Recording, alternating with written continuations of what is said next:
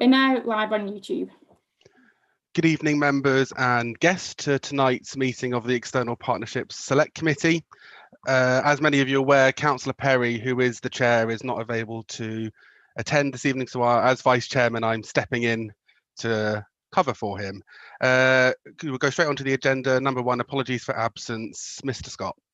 Thank you, Chairman. I've received apologies from Councillor Robin Perry and Councillor Mrs. Vivian Chapman. Thank you very much. Item number two, which is Chairman's announcements and welcome to guests. As I mentioned, Councillor Perry is not able to attend, so I'd like to move straight on to welcome the guests attending this evening. So tonight we have from Accent Housing Group, Rob Mill and Holly Shepherd. From Citizens Advice Surrey Heath, we have Kate Sawdy. From the Hope Hub, we have Mags Mercer. And from Catalyst, we have Gemma Johnson and Jane Della Rosa. So welcome everyone. We look forward to seeing your presentations and hearing the progress that you've been making. And on that note, we're going to go straight on to item number 3, minutes of the last meeting. As I did not attend the last meeting, I've been advised I'm unable to propose or second them. So are we all, can I have a proposer so that's Councillor Garrett and a second to Councillor Whitcroft. Are we all agreed to the minutes of the last meeting? Just by a show of hands. Thank you very much. That appears to be unanimous. Straight on now on to declarations of interest. So members are invited to declare any disclosable pecuniary and non-pecuniary interest that they may have with respect to the matters which are to be considered at the meeting. Does anyone have any disclosable pecuniary or non-pecuniary interests? No, I take that as a no. Thank you very much. So straight on to our first speaker, which is from Accent Housing. So that's Rob Mills and Holly Shepherd. And we're so over to you, Bob. Thank you very much, Chair.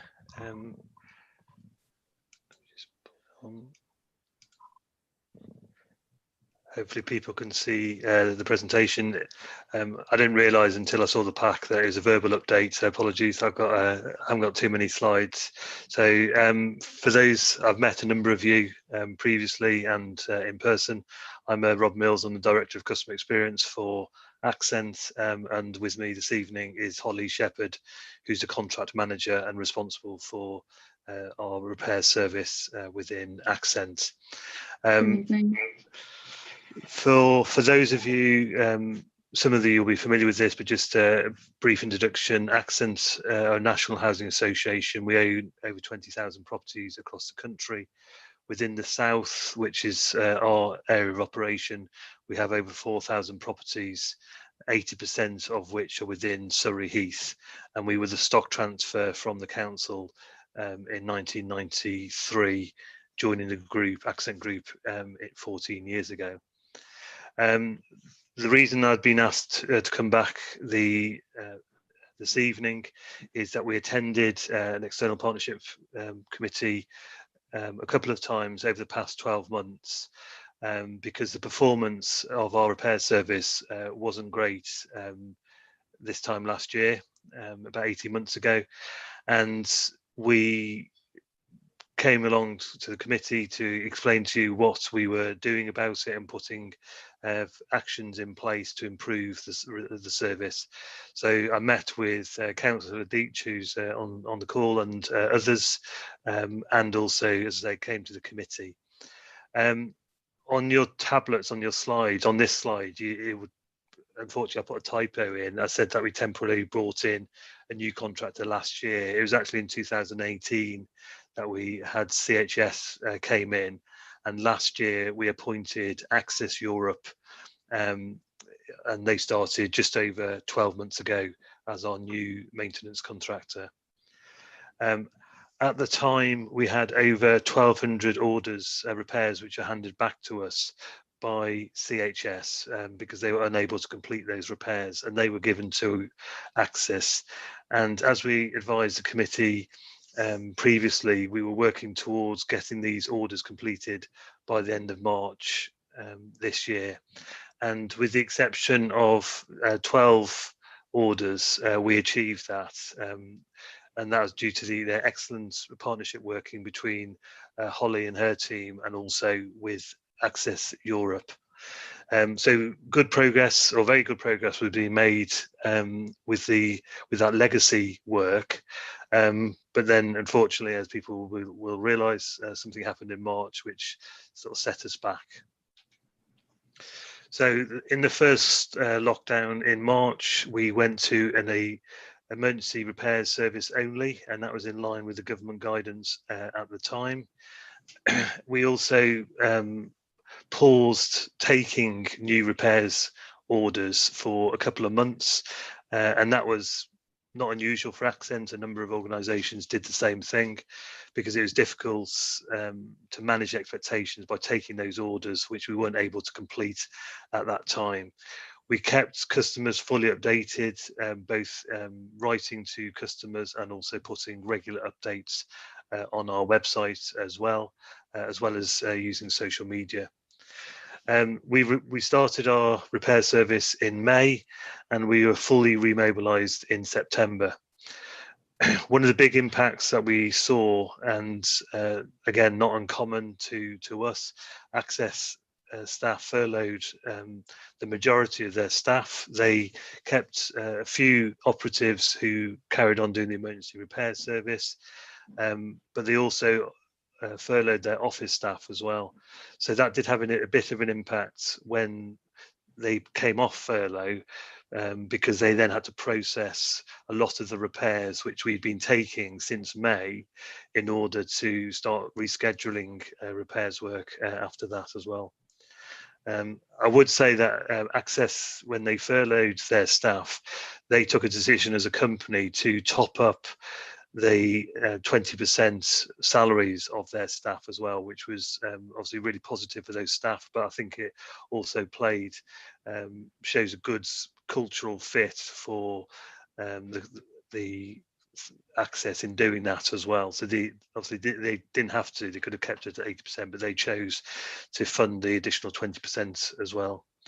Accent Housing, we took the decision early on not to furlough any of our staff, and we continue to provide a service.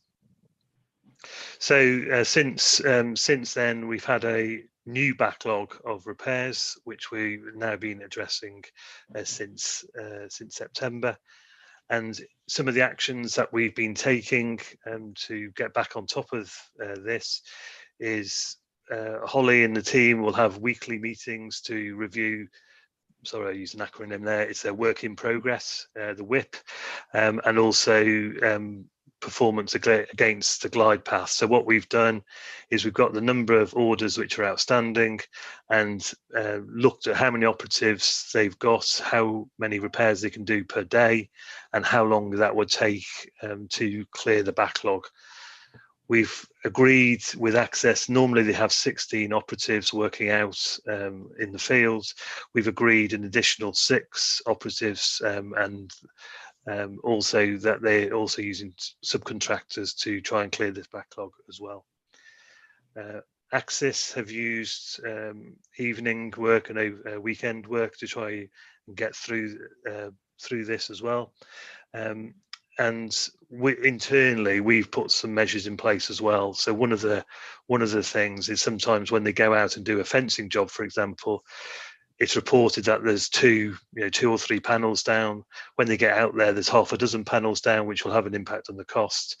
And sometimes that slows the process down, because they can't just go ahead and do that without our say so. So we put some internal measures in place, and we're meeting twice a week with Access to make sure that process is as quick as possible, so we don't delay the customers. In terms of the customer experience, we have appointed a customer liaison officer within Accent. She's been with us for nearly a year, or over a year now, but we've recently made that post permanent, because we see that there's a huge value in having that single point of contact between the contractor and Accent, and so she can keep an eye on those jobs which are failing or where we have complaints, and she will follow those through to the end, to making sure they're completed, and most importantly keeping the customers informed, because where sometimes there will be delays in getting it, but as long as we keep the customer informed, that goes a long way. And that was one of the lessons we learned from last year, when we had the previous backlog. In terms of the customer satisfaction, you'll see there that it has improved since February, which is positive. So after most jobs, we will ask the customer how satisfied they were, but also more importantly, what they felt of that. So if they mark us 1 or 2, which is sort of the negative end of the scale, we will then follow up with another message and say, sorry to hear that, please can you tell me why? And that's completely free text, so residents will take the opportunity to tell us why, and that's the sentiment feeling. And although it's lower than the overall satisfaction, it has improved since February, which is a positive result. On the planned works, again, COVID has had an impact on the service we delivered. So we didn't do any planned works. So this is replacing bathrooms, kitchens, new radio, new boilers, for example. We didn't do any planned works until September. And then since September, we have been gradually increasing the number of work. Obviously, this has a much bigger impact for customers, particularly those in ensuring the correct distance. If you're taking out a kitchen or bathroom, you need to make sure that both the customer and also the operatives are working in a safe manner as well. So we've had to reduce the programme this year, but again, we've kept customers informed, and where there are priority replacements, we will still achieve those replacements by the end of March. I appreciate the invitation back this evening was predominantly to talk about the repair service, because that is really important to our customers. But I just wanted to take the opportunity just to update members on the other impacts on COVID in terms of welfare reform and the services that we're doing, because I know a number of members will be having contact from your constituents around this. So this just highlights the impact of COVID.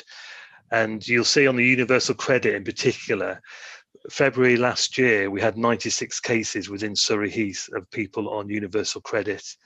As of yesterday, when I produced these figures, we have 670 residents or tenants of Accent who are now on universal credit. And that's had a huge impact. And obviously, Kate later on will talk about the impact that's had on the Citizens Advice Bureau, and also the impact on the Hope Hub as well. But what we're seeing is that we're having contact with people now who've never contacted us previously. They've paid their rent on time. They don't, to be honest, don't want anything to do with Accent. They just want to get on with their lives, which is great. But through no fault of their own, they're seeing a huge impact now. And also the average level of debt is nearly double. So the average across Accent is just under £400. In Surrey Heath, it's nearly 500. And if you're on universal credit, the average debt is £800. So what's Accent's response been? So during the first lockdown, we made calls alongside Surrey Heath as well to all the customers that we knew were vulnerable, and to just check in with them to see if there's any support we could provide, or to signpost them as well. Accent have led on a fundraising initiative with other housing associations across the country to try and raise £1 million for the Trussell Trust, and Accent itself donated £50,000 to kickstart that campaign. We have also allocated £100,000 to an arrears support fund to support people who have fallen behind in their rent payments, and if they pay a couple of weeks in terms of a payment plan, we will then write off debt on their account or make a payment towards their account as well. And it's just sometimes just get people back on their feet as well. So that's been another positive initiative. We've also ran Facebook Live to support our customers who are facing financial hardship. And we also have a seat at the table with the National Housing Federation and the Department of Work and Pensions, one of our income strategists is on that working group, so we can influence a policy going forward on universal credit. I've included on the slides, but I don't intend to go through them in detail, but there's a few examples of there about what we have done to support our residents through the arrears support funds, specifically in Surrey Heath. But as I say, we've got examples across the country of that as well. So that's it from myself, and obviously happy to take any questions, and either myself or Holly will address those. Thank you very much, Rob. That was very informative. If you could stop sharing your screen, if possible, please, Rob. Yeah. And I see any questions, Councillor Deach? Thank you. So I have to say that since I first raised the sort of issues that I was getting bombarded with from local residents, I have to say that, and that was must be about a year ago now, thereabouts. And I have to say that I've received significantly less than at the time when this first sort of raised its head. That said, with COVID, obviously the normal situation, I suppose, or status is skewed somewhat. It will be interesting to see what happens, I suppose, towards the middle of next year. And all I would like to ask, because I haven't really, pretty much everything you put on the presentation there, Rob, and thank you, by the way, for that. You know, I pretty much knew everything other than the figures. Obviously, the figures are going to change, but there isn't anything really that new there. So could I just ask that we get you back, I would say, where are we now? Yeah, so around about the middle of next year, maybe the second meeting, to give us an update then. Because really, COVID has skewed it so much that it's very difficult really to understand what the real position is. Does that make sense? Yes, that's fine, and I completely agree that it has had a huge impact. So middle of next year would be fine. And you're happy to come back then, Rob? Yeah, of course. Great, thank you very much. Councillor Croak. Thanks, Chair. Hi, Rob, and hi, Holly. I just wanted to say there is still a few residents that are slipping through the net, and I know, Rob, you are helping, particularly with one of my Frimley residents. But I just wanted to flag up, this resident has had an ongoing issue for 4 years, which I'm sure we all agree isn't good enough, and especially when a child is involved with mould in a bedroom. So I just wanted to flag that up. I know it's being dealt with now, but I think, yeah, 4 years is a bit of a long time. No, I accept that, and yeah, we have had some email correspondence. I mean, I think in terms of going forward, Holly, did you just want to touch on some of the actions we're taking in terms of disrepair and keeping on top of those? Yeah, so we have seen an increase in disrepair claims in the past year, mainly as a result of the new legislation that came into place. So we have had to adapt to that new legislation, and we've put in some new processes to help us manage those cases that are coming in, so we can respond to them quicker for customers. We're ensuring that we're going out and inspecting the properties quicker, that we're keeping on top of any repairs that need to be instructed and completed, as well as looking at ways to try and prevent disrepair cases from coming up in the first place. So trying to analyse our repairs better and understand what issues maybe we could be picking up on sooner. So things like damp and mould in particular, or water ingress, which do tend to be more sort of long-term problems for customers, and do tend to be then turn into disrepair cases. So we're looking at trying to identify those repairs sooner and address them as a priority, and working with Axis as well to support them to identify those priority repairs as well. Okay, thank you. Councillor Whitcroft.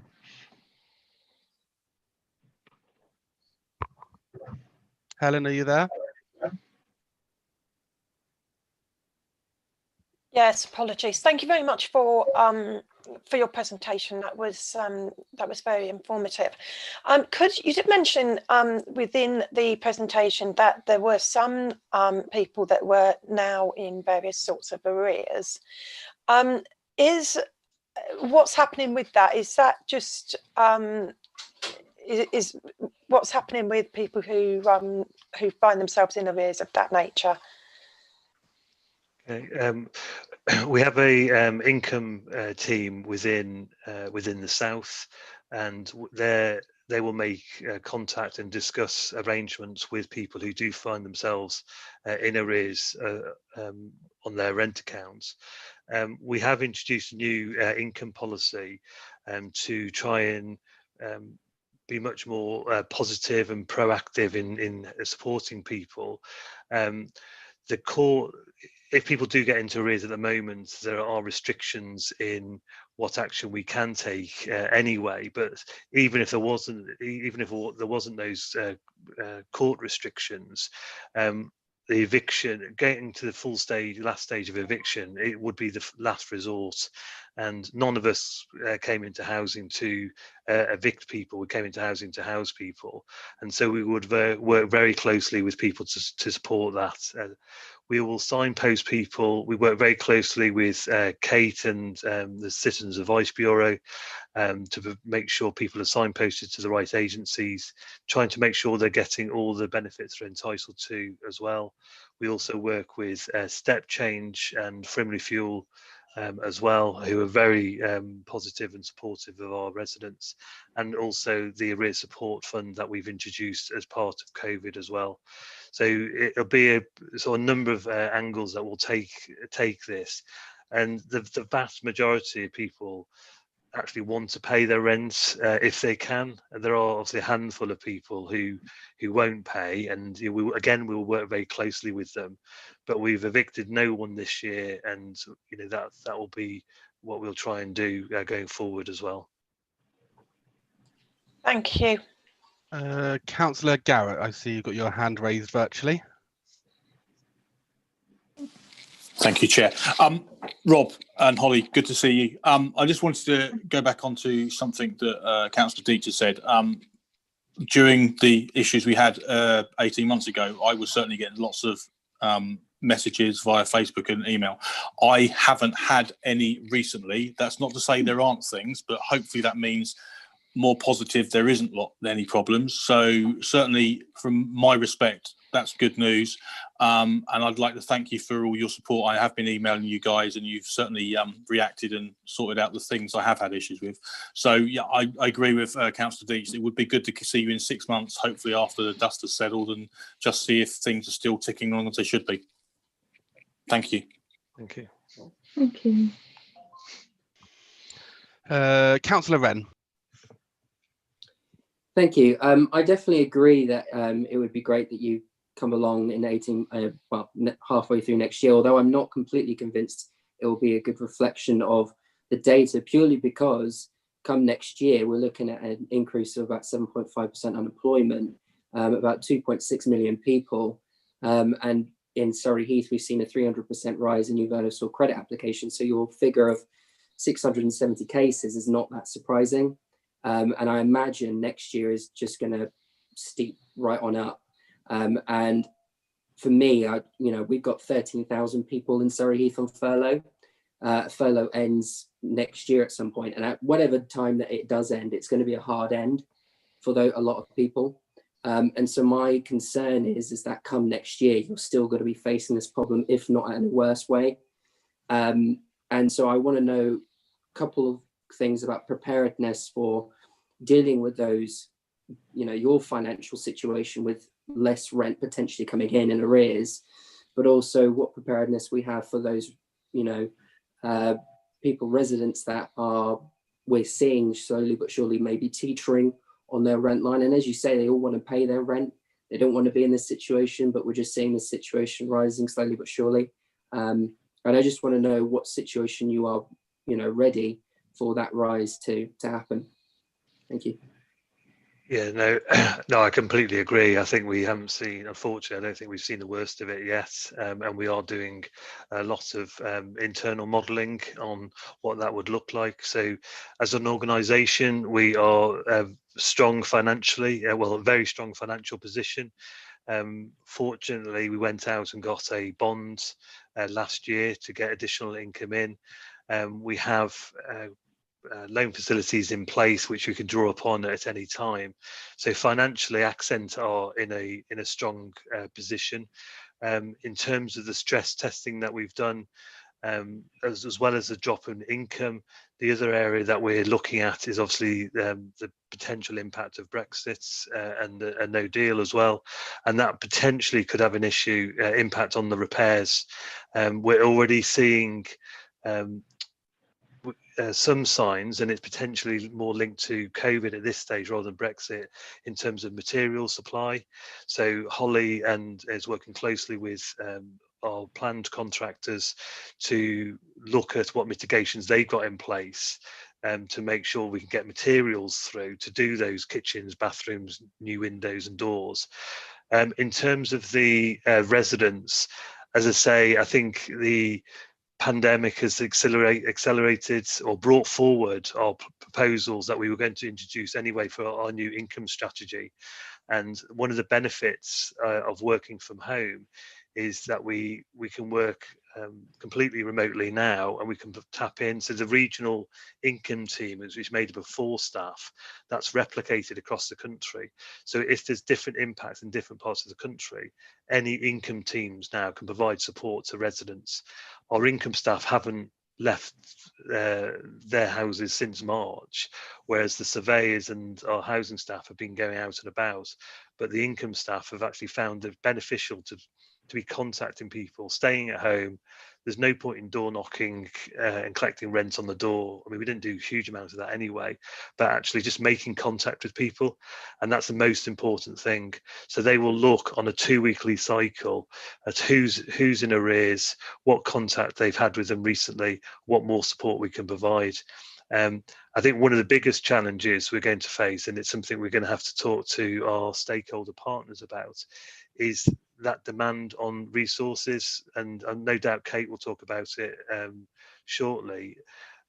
How much the Systems Advice Bureau can take when people are coming through the door, how much can the step change take, and I think that's the area that we probably need to work together, so we're not duplicating effort, but we're supporting one another within Surrey Heath. Councillor Brooks. Thank you. Thanks, Rob, for the presentation. Most welcome.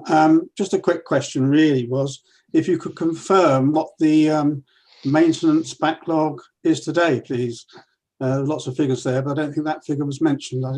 If so, I apologise, I must have missed it. Thank you.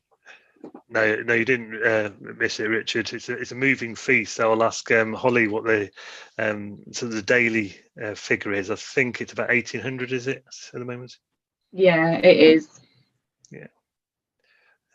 A normal run rate, if everything was being equal, you'd be looking at sort of 600, 700 open jobs at any one time. So there's probably a backlog, similar numbers to what we had last year. Unfortunately, we're still probably back up to about 1,000 backlog on top of the normal run rate. Just a few questions from me. Sorry, I thought I'd wait till the end of everyone. When you mentioned that you put the pause on repair works, have you put in place a system or program to address those paused repairs, or is it more that they have to essentially re-log the repair request? Also, in terms of where you said that you made the donation to national charity, which is very good. I was wondering, and I see that Jane's also made a comment as well, as would you be willing to consider making a donation to the local food banks? And linked to that, are you able to make referrals to food banks? Because obviously that's a big issue that we've been seeing from residents as well. And my final question, do you have plans to increase the number of properties that you hold within Surrey Heath, essentially to increase your supply? Okay, Holly, do you want to take the first one about plans for clearing the backlog and the paused ones?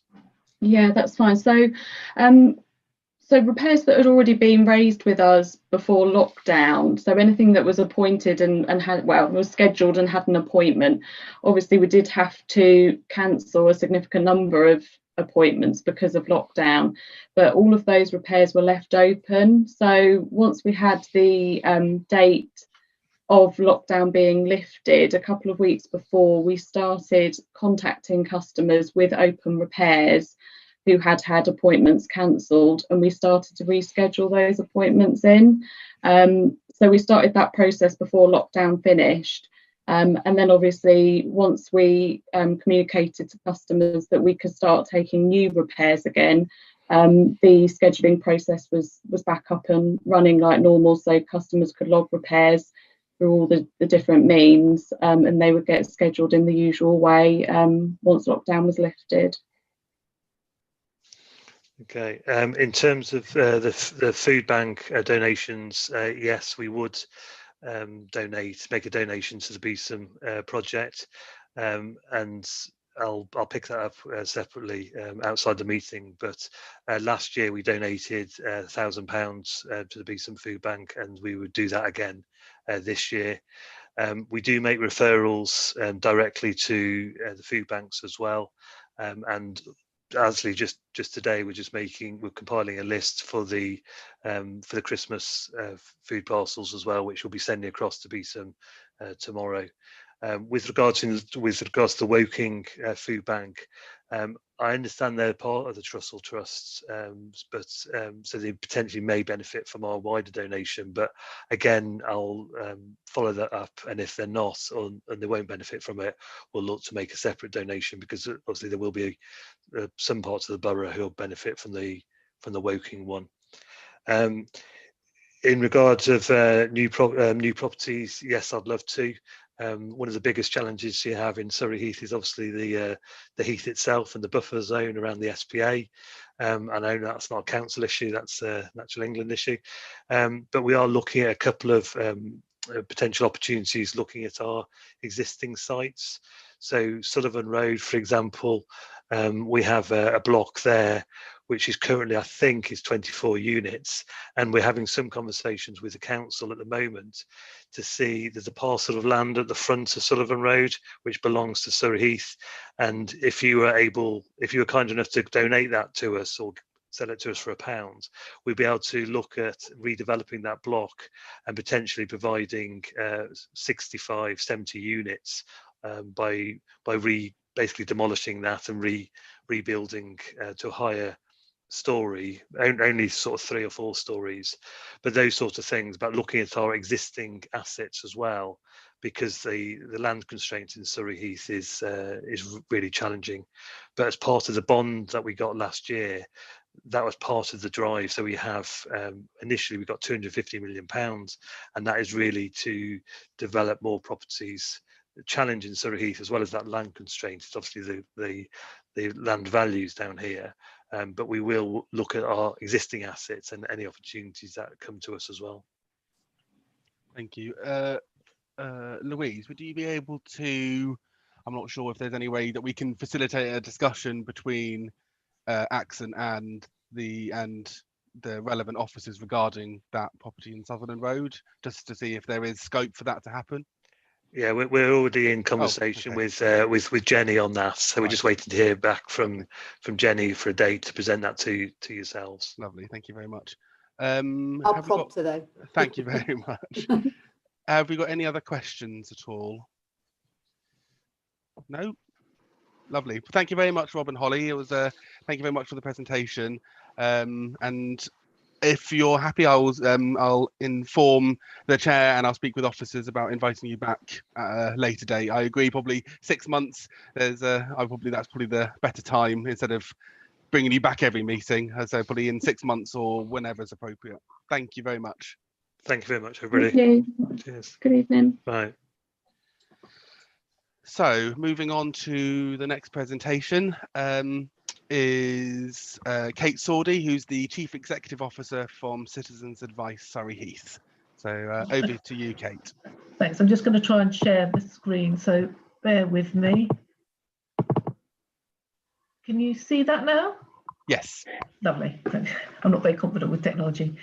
Thank you for inviting me along today to talk about Citizens Advice, and I'm going to be talking a bit about how we've responded to COVID, but to give a bit of background on us for those who aren't aware.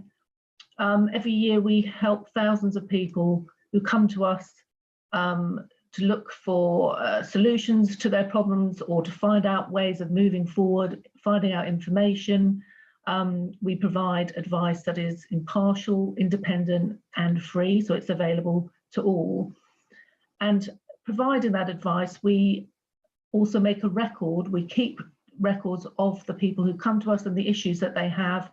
And that data can prove very useful in understanding the local community and the problems that they face. And it's also used to support national citizens advice to take action to try and improve services for people. So for instance, around universal credit to bring about changes, to affect policy changes, because they collect that data from across all the citizens advice network. And there are about 280 citizens advice in the country. We're all independent charities, we're all self-governed, but we're licensed to national citizens advice. And that means we have access to the latest information, branding, training, etc., that supports us. So last year we saw over 4,400 individuals, about more than 16,000 issues. We have a financial impact on saving public funds, etc., which we have a Treasury certified modelling system that shows our value and demonstrates the impact that we have. Just in homelessness alone, we saved Surrey Heath Borough Council over 175,000 last year. And the value in terms of our volunteers is over £290,000 each year. Surrey Heath Borough Council provide us with our core funding through the revenue grant scheme. And that core funding is used to support paid staff to manage and train those volunteers and to manage the organisation. And having a strong core really enables us to attract other funding into the area in terms of projects. And over the past year, we've attracted around £128,000 investment for services to improve the lives of residents in Surrey Heath. Such services as Help to Claim, which is where we help people make that application to universal credit, particularly those who aren't digitally confident. And obviously we have seen a huge surge in numbers over the past few months. We also provide energy advice for people to help them keep their homes warm and get the best tariff and deal for their money, particularly those who are most vulnerable. And we also participate in social prescribing and support people's well-being. So we support people with a range of problems and issues, covering housing, debt, employment, relationships, etc. As an example, fairly recently, we helped a client trace a relative that they'd been lost touch with. We've helped somebody with complaints against a bank. We've looked at the impact of how a maturing pension would impact a client's benefits. And we've challenged an employer on a reduction in hourly rates. So it's a very broad sweep of support that we provide.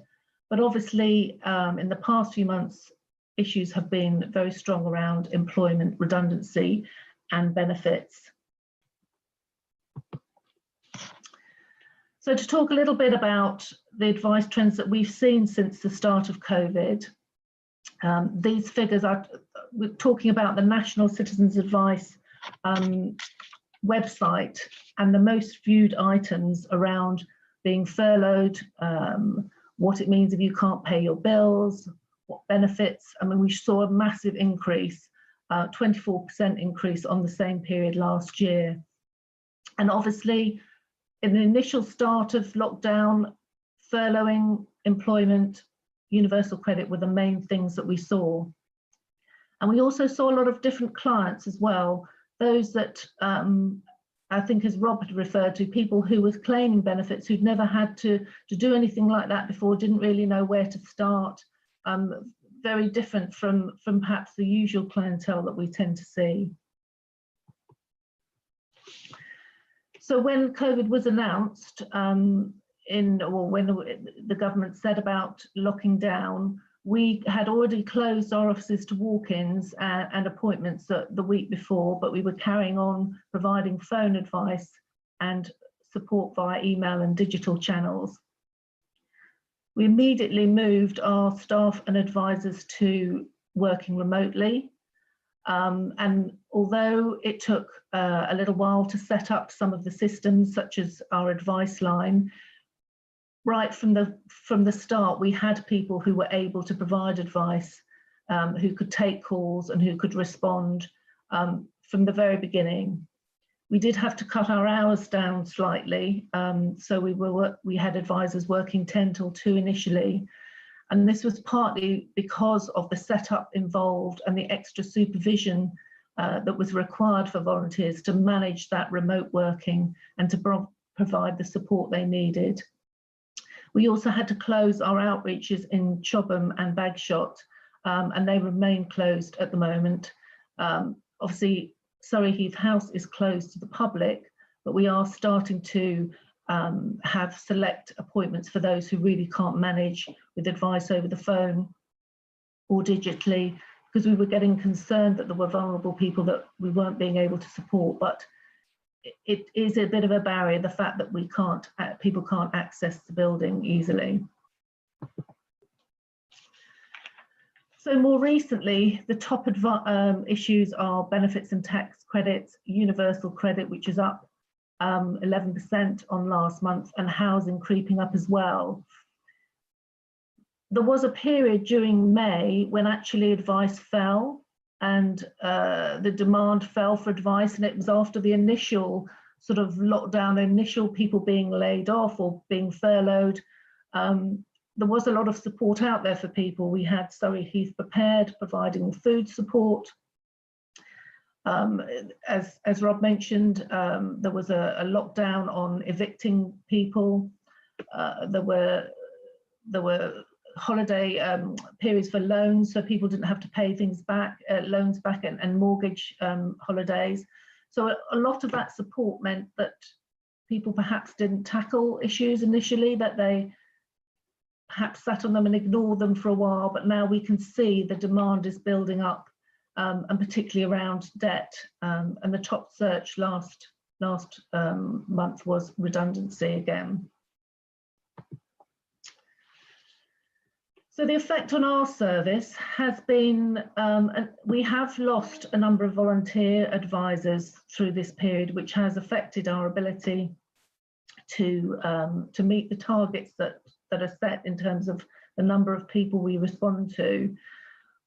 We had around about 59 volunteers, but around 40 of those were actually advisors, and we've probably lost around about 10. And those were mainly people who either decided it was time for them to retire, they couldn't work from home for a number of reasons, or they weren't comfortable with the technology and the support provided remotely. So building up our team is a real focus for us, and trying to get in new recruits and train them. And that has been quite challenging because a lot of the training relies on observation of client interviews, and coming into the office, seeing clients face to face, we're not really able to do that. However, we still have around 30 advisors, and we have around 10 coming through the training system. And I have to say that they have done a fantastic job throughout a very difficult time. They've stuck with us, and they've been invaluable in providing a local service. We've looked at new ways of working. As you will see from the slide there, before lockdown in last year, in the year to March 2020, about 60% of our clients were face-to-face. That's coming into the office either as drop-ins or appointments. That's now changed to 6% face-to-face, and the vast majority of clients are supported by telephone.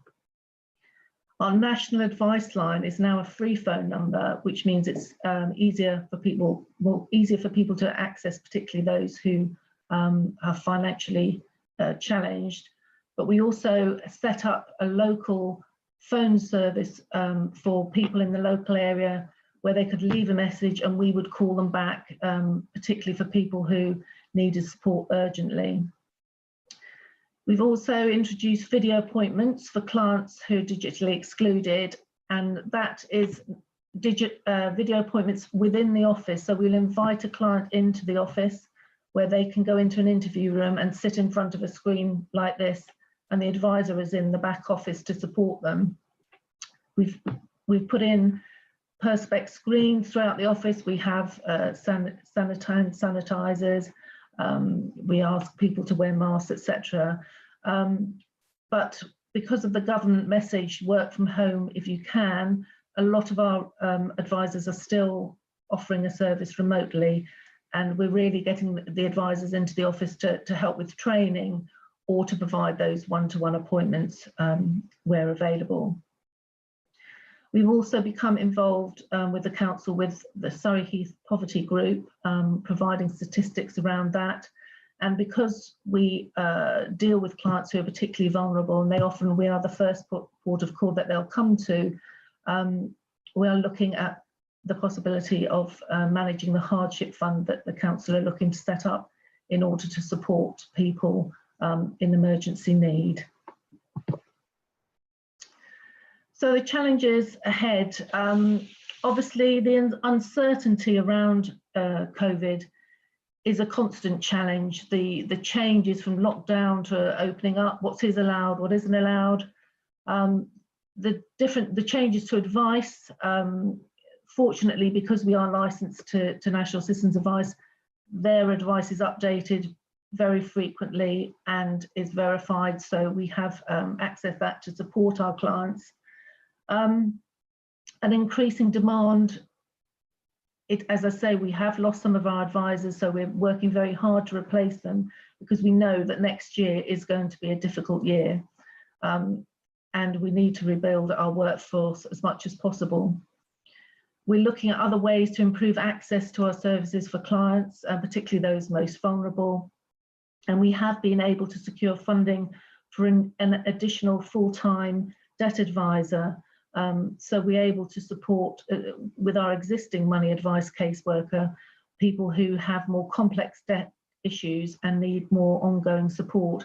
And as Rob said, we work with a lot of accent housing tenants to support them, and work generally with other organisations, the Hope Hub, local churches. With Surrey Heath Prepared, when they were active, we refer to BSAM, and I think there's a very good exchange of support to help people in the local community. So that was a kind of quick update on where we are and how things have affected us. Does anyone have any questions? Thank you, Kate. Very, very informative presentation. I'll go straight to Councillor Wren, please. Thank you for that presentation. That was really useful. A lot of interesting facts in there. One of the facts that you mentioned right at the beginning was how you saved Surrey Heath Council £175,000 on preventing homelessness. I was just curious as to how did that actually translate into people and families that we've managed to prevent going homeless. And further to that, what increases you're seeing, you know, of more people coming to that kind of brink as we go ahead. But also, I think just kind of a follow-up question, this might be more of a plea that you can give, which is what funding and resources you may need as you're seeing the lack of volunteers coming forward from the council, and what we can provide for you. Thank you. Yes, in terms of the housing, I think last year was around 900 issues, and that meant, but that wasn't necessarily 900 clients, that was probably around 350, 400 people coming to us around things like council tax arrears, rent arrears, other related services around preventing homelessness and managing their budgets, etc. We in terms of resources, I will have to say that obviously we apply to the council for our revenue grant, and that is absolutely our core funding in terms of supporting things. This year, because we have been quite successful with our project funding, it's less about the money and more about getting the right people and the resources. So it's trying to recruit them and bring them on and train them in this situation where we're not in the office. It's been difficult for volunteers because however much people want to help their local community, a lot of what they want also is to get out of the house and to meet other people. And this situation has put them back in the house and not really giving them perhaps what they wanted from volunteering. We're hoping that this will open up. We're trying to maintain contact with everybody, have Zoom meetings like this, WhatsApp groups, and to keep that momentum, because you know we have a fantastic team of people, and we've got several, you know, more who want to join and want to offer that service and support. And it's a lot of strain on our supervision staff to support people in this way because they need a lot of hand holding. So really what we need is additional paid supervision hours, and we don't get that so much from our project funding. We get a certain element towards that. That's where we struggle a bit, but again, it's getting the right people, and they're not that easy to come by because citizens' advice across the area, across Surrey, are all facing the same issues and all looking to recruit more staff, and you want people who, you know, who can support people and have the right experience. Councillor Deet. Thank you. Thank you for your presentation, Kate. First of all, I would like to say thank you on behalf of all the residents that I represent for the work that you, your staff, and more importantly, the volunteers do. I've referred many people that I represent to your service over the 10 years that I've been a councillor in Mitchett and Deetcut, and many of them have come back to me and said what a fantastic service it is and what a lifesaver it was for them in many respects. So I just wanted to thank you for that. Mm-hmm. What you're saying about volunteers, I'm hearing all over the voluntary and faith sector. You know, particularly when COVID hit, a lot of the volunteers, just because I suppose a big proportion of the demographic of volunteers are people who are retired and maybe have the time, you know, but of course that put them in a lot of them in vulnerable categories, and they just weren't in a position to volunteer. I suppose what I'd like to ask you is, first of all, is there anything that any of the members of this committee or the council for that matter can do to assist you with getting the word out about volunteers? And just following on from what Christian said, is there anything this council can do to assist you? You know, just ask, and I'm pretty certain you'll get most of the support of the members of this committee and wider. So don't be afraid to ask if you need help with anything. Well, I really appreciate that offer, but and I certainly will. It's good to know that offer is there, but at the same time, it's, as I say, it's trying to get the right people, and yes, there might be something the council could do in putting the word out when we have vacancies. We've got a couple of roles we want to recruit for coming up. Are they volunteer roles, Kate, or are they paid staff roles? We have a couple of paid roles that we're looking to try and recruit for, but we are looking for volunteers. But it's managing it, because we as I say, we've got a cohort of new trainees starting in January. We can only manage so many at a time because of integrating them and supporting them. So it may be in the spring, in sort of February, March, some support around another recruitment drive then to bring more people in. Well, if there's anything I can do to assist you with that, I'm plugged into quite a few local groups, so happy to assist wherever I can. Just get in touch. Thank you. There is one thing you might be able to help us with. Our Facebook page has been unpublished for some reason, and we don't know how to Call me tomorrow. Call me tomorrow. I'll sort that out. Okay. Thank you. Just Louise and Jane, can you just put down a note in terms of how we can help? Yeah, Chair, just to come back, I was just going to write in the chat actually that I will confirm with Kate how, if she has got a recruitment drive, how we can obviously assist with that, either through just getting that publicised or sharing that internally, etc. So absolutely, Chair, and Kate, please don't hesitate to contact me to make sure that's passed on. Thank you. Thank you.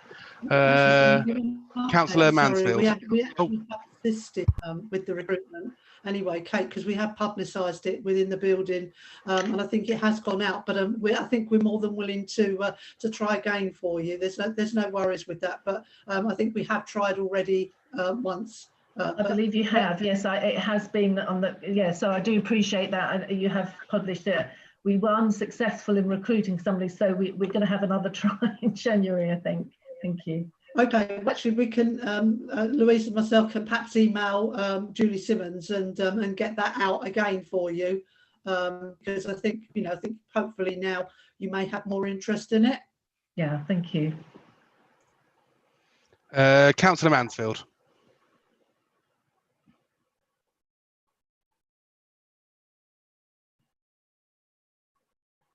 You're still. Thank you very much. Good evening. Thank you, Mr. Chairman. Yeah, I certainly agree with that, Jane and Louise, that if we could sort of get that out again, because I think, as you just mentioned, Jane, I think there are more people now, given what we've just gone through, that are going to be prepared to help out. And I know that certainly is the situation with people I could recommend from the villages. My question to you, Kate, is can I just ask, thank you very much for the presentation, really interesting, certainly during these times. Have the demographics or the kind of people and the genre of people that are coming to you or have come to you in the last 6 months, have you noticed a change at all, please? Yes, I would say we have. Yes, a lot more people, and I think Rob referred to this, who perhaps would not have used our services before, have never had problems, have been working and have managed their debts and sort of been carrying on quite happily, and now have been laid off, been made redundant. It's quite a shock to them. They don't really know what's available to them, where they can turn. So we have seen that quite considerably. But there is also those who are more vulnerable, and there is some concern that we're not necessarily seeing so many people who might have walked, because they would have walked in off the street, and they're not perhaps contacting us digitally or by telephone. We're hoping that having Advice Line as a free phone number might help with that. But it is a change in demographics, and we think it's going to continue to sort of change, and that the demand is going to be worse next year really than this year. A lot of the problem has been, we found that a lot of the funding that was available was very short term. It needed to be spent in the first 6 months to provide a solution. But actually, I think the community support and the government measures put in a lot of safety nets for people. It's as those safety nets are taken away, that's when the real demand is going to hit. Almost just going off that point in terms of the lack of walk-ins, and obviously you mentioned that the outreach centres have closed. When do you expect those to reopen? Obviously, there are a lot of issues surrounding that, and if you're not able to open them, how are you dealing with those clients that you would normally get as walk-ins from the more rural parts of the borough, essentially? Okay, well, we're trying to publicise our contact details as widely as possible, and we have articles that go out in local community magazines and parish magazines. We have articles that go out every month. We're going to have a recruitment drive through those magazines as well, but generally publicising our phone numbers and that people can contact us by email and web chat as well, to make us accessible as possible. I mean, we have to be so careful with the face-to-face contact. As Councillor Deitch was saying, a lot of our volunteers are elderly or, of retirement age. Some of them have health issues themselves. I'm very conscious that I don't want to put anybody at risk. And whilst we do have screens and make things as safe as possible, it's very difficult to be able to control the outside situation, and certainly in outreach. I mean, our outreach was in the village hall in Chobham and at the Windle Valley Centre in Bagshot, and I don't believe they're up and open at the moment anyway. So as soon as we're able to do that and it's safe to do that, I would like to get the advice back out into the community, but I think it will be, when the vaccine has been more widely circulated, to be honest. So just on that one, Louise or Jane, I was just wondering if there's any way that the council could provide social media support in terms of with the marketing team to get, obviously, as Kate was saying, that their Facebook page has been unpublished, which doesn't really, which is astounding, really. But I was just wondering if the council could essentially step in to fill a void and get citizens' advice's message out into community groups. So I know that. I mean, we can definitely share, Kate. I mean, we can make sure that our media and marketing team, if you have got messages, because we are sharing quite a lot of different on a lot of different areas at the moment, to make sure that the public know that there's this different support there. So I will definitely make that a note, and I'll send an email in a minute so that we can get that process rolling straight away. I was also just going to add, Chair, if that's okay, just about, the outreach back out into Windle Valley. Again, if you want to have, because obviously that is a property we own, if there is anything we can do to think about how we come up with putting anything in to get that open sooner rather than later. I appreciate it's not open at the moment because obviously that service isn't running at the minute, but that does mean it's got the space. So it's just maybe thinking, maybe there's something there again, Kate, that we can just think about and again make contact with you about. I should say as well that I've been working with Jane through the poverty group about our details on how to contact us. It's been put out with Jane, that's correct, isn't it, through social media and things? Yes, it's on the new signposting. I think Jane was spoken actually. It's the new leaflet that's just gone out around poverty. Definitely your details, I'm sure, are on there. Okay. Be on there, and they're on there. The other thing is Jane, we can't hear you. Actually, Jane, I think that your connection's going. Oh, okay, that's strange. No, we can't hear you. Can I suggest, Jane, you put it in the chat, and maybe Councillor Vise can raise the point again in a second. So while Jane's typing that out, there's just one other question from me. Have you got a backlog of clients? Because as you mentioned that you had a lot of around 10 volunteers, and as I was just wondering what kind of waiting lists kind of setup you have, and also with the loss of the volunteers and what kind of seems to be an increase in the demand of your services as well. So just wondering how you're coping with less workforce and more demand. I guess at the moment it doesn't really work in the same way, because we don't have a drop-in, so we don't have people who can just come through the door. In terms of supporting people through our casework for debt advice and appointments, we're still managing to keep up with those appointments, and we're prioritising those who, you know, particularly those with debt to the caseworkers who are paid staff who can support them. The demand is there, but we can only respond to what we can respond to. So we can only take so many calls or take so many emails and web chat.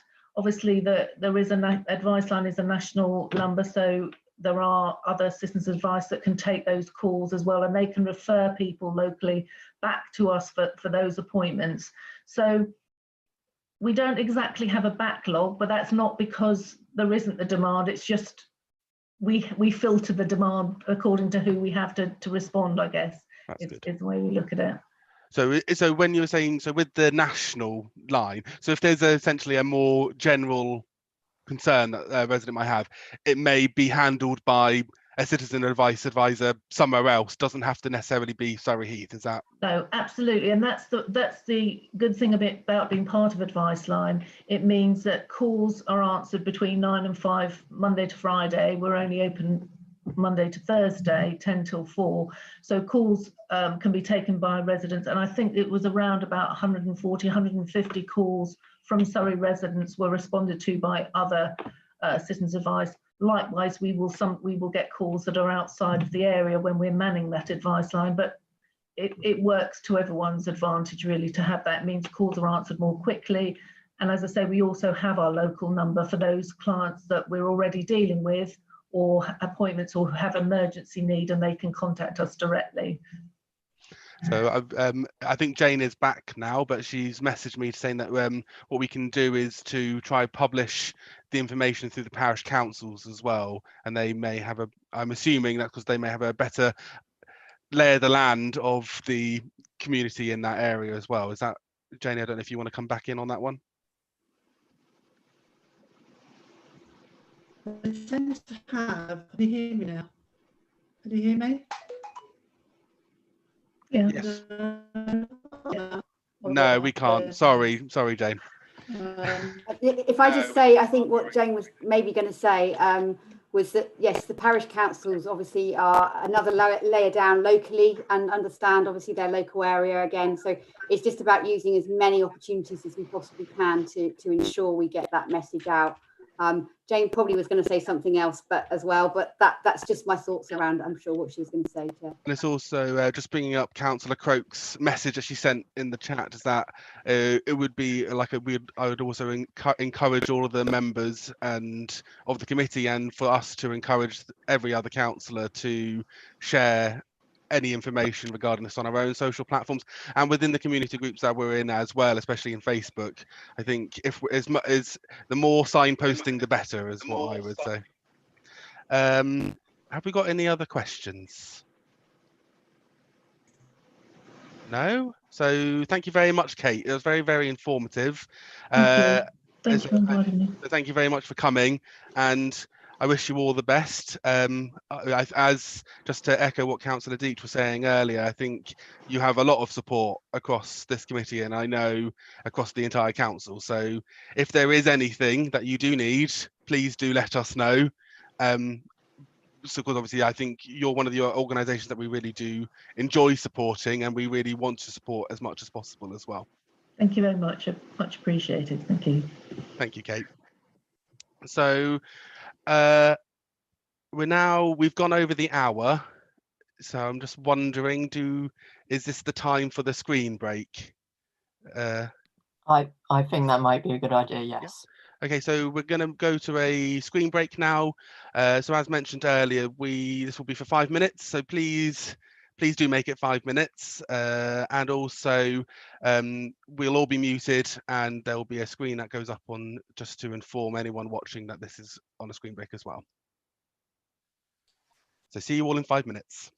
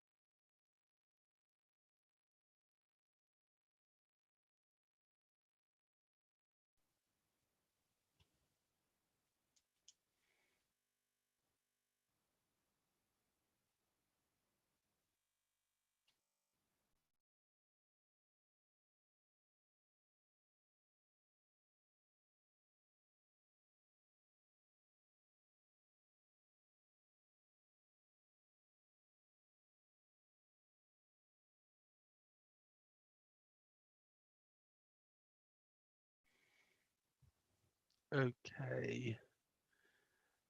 Are we all back?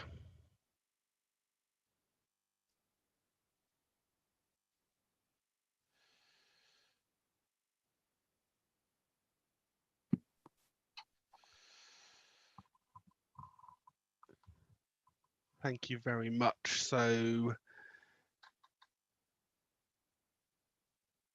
there's a couple of members that have got their cameras off, but I'm just going to forge on ahead. So we're going to move on to our next presentation, which is from Mags Mercer, who's the Chief Officer at the Hope Hub. Welcome, and over to you. Thank you. Good evening, councillors. Joe is kindly going to share the screen for me because we ran out of time to do a practice on mine. So moving to the next screen.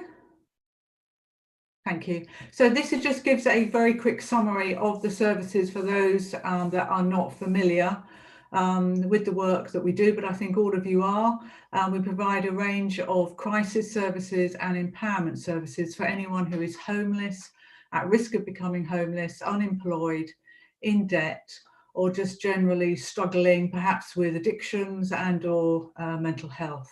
So it's quite a range of support services and generally quite intense areas of work which take a fair bit of time.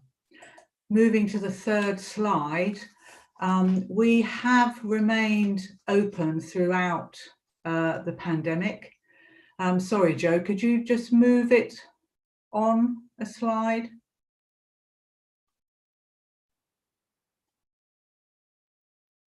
Is it Joe who's doing the slides? Sorry. Hello. I Yes. believe it is Joe.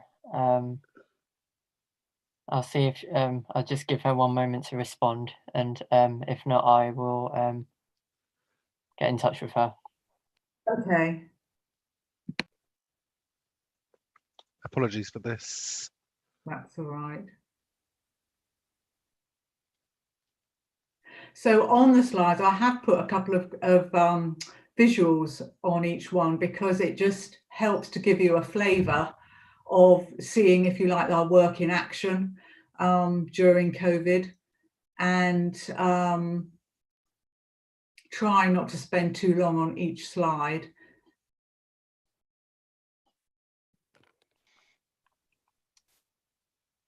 We're just going to bring up the slides again, hopefully, but just bear with us 1 second. We're on, so we should be on slide 3, please.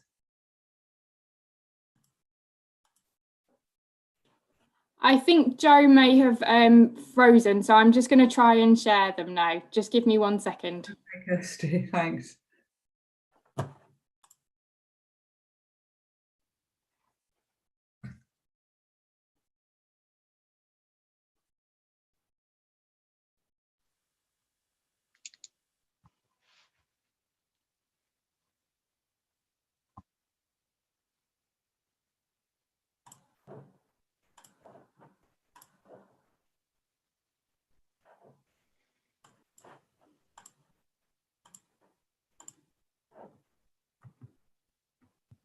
Is this the right slide? Yes, that's great. So summarising, we have been open throughout the pandemic. We moved from 4-day opening to 2-day opening to clients on the 30th of March. And post the first lockdown, we did reopen for 3 days. And then once the second lockdown came into play, we reduced that again to be open 2 days to seeing clients face to face, but have had many one-to-one appointments for clients that are housed, and typically they've been accessing the IT zone and been seen on a one-to-one. Outside, we've met with many clients, so we work on an appointment and a drop-in basis, because if people are homeless or they're at risk or they're in genuine poverty, they will just rock up, knowing that obviously that we are open. And we do now have a gazebo, and there is just a little picture of it at the end of the slides. And we are serving and have been serving food outside throughout the pandemic. And we'll be doing some form of Christmas events on the 18th and 24th on a very low key, safe social distancing basis for people that, for our clients that genuinely are homeless and or in real poverty. If we could move to the next slide, please. So this slide, I really wanted to just give you a snapshot. The one before that, please. No, that's it, that's the one, thank you. So I really wanted to just give you a snapshot between the difference in a few of the services that we offer between April and October this current year to previous year. And you can see that our services have been accessed 4,688 times compared to 2,376. And you can see that we've seen 158 new clients compared with 94 at the same period last year. Also benevolent grants, as you will be aware, Frimley Fuel Allotment provide some benevolent grants for people that qualify within the GU 1516 postcodes, but we have been able to access some additional benevolent grants that have been available primarily due to COVID for people that fall outside of those postcodes and that really are in genuinely dire circumstances and would not otherwise be able to afford a rent deposit and or first month's rent. You can see the food parcel number we're at the end of October, and we always have about 30 food parcels made up for anybody that comes to our door, and we give out food parcels every day. We've supported 50 people into accommodation out of 58 that have been of no fixed abode since April, compared to 42 in the same period last year. So it is more, but it's similar, but more. But you can look at the other areas around the work, and it concurs exactly with what Accent and Kate from CAB were saying, and it's the same issues arising. Sofa surfing has definitely doubled at least, and that's on the up all the time. So we know that we've got at least 27 on our books at the moment who are sofa surfing, and there comes a point when quite sometimes people say, okay, that's enough now, I need you to vacate, or there's a health condition which requires them to move out. There's been a lot of relationship breakdowns, and debt is a very troubling concern. And in terms of outreach across the borough, at the bottom of your screen, which you will be able to see on your laptops, we have outreach 204 times compared with 61 the same period last year. So these are just some of the services which we provide. And in terms of one-to-ones, because it was interesting listening to Kate,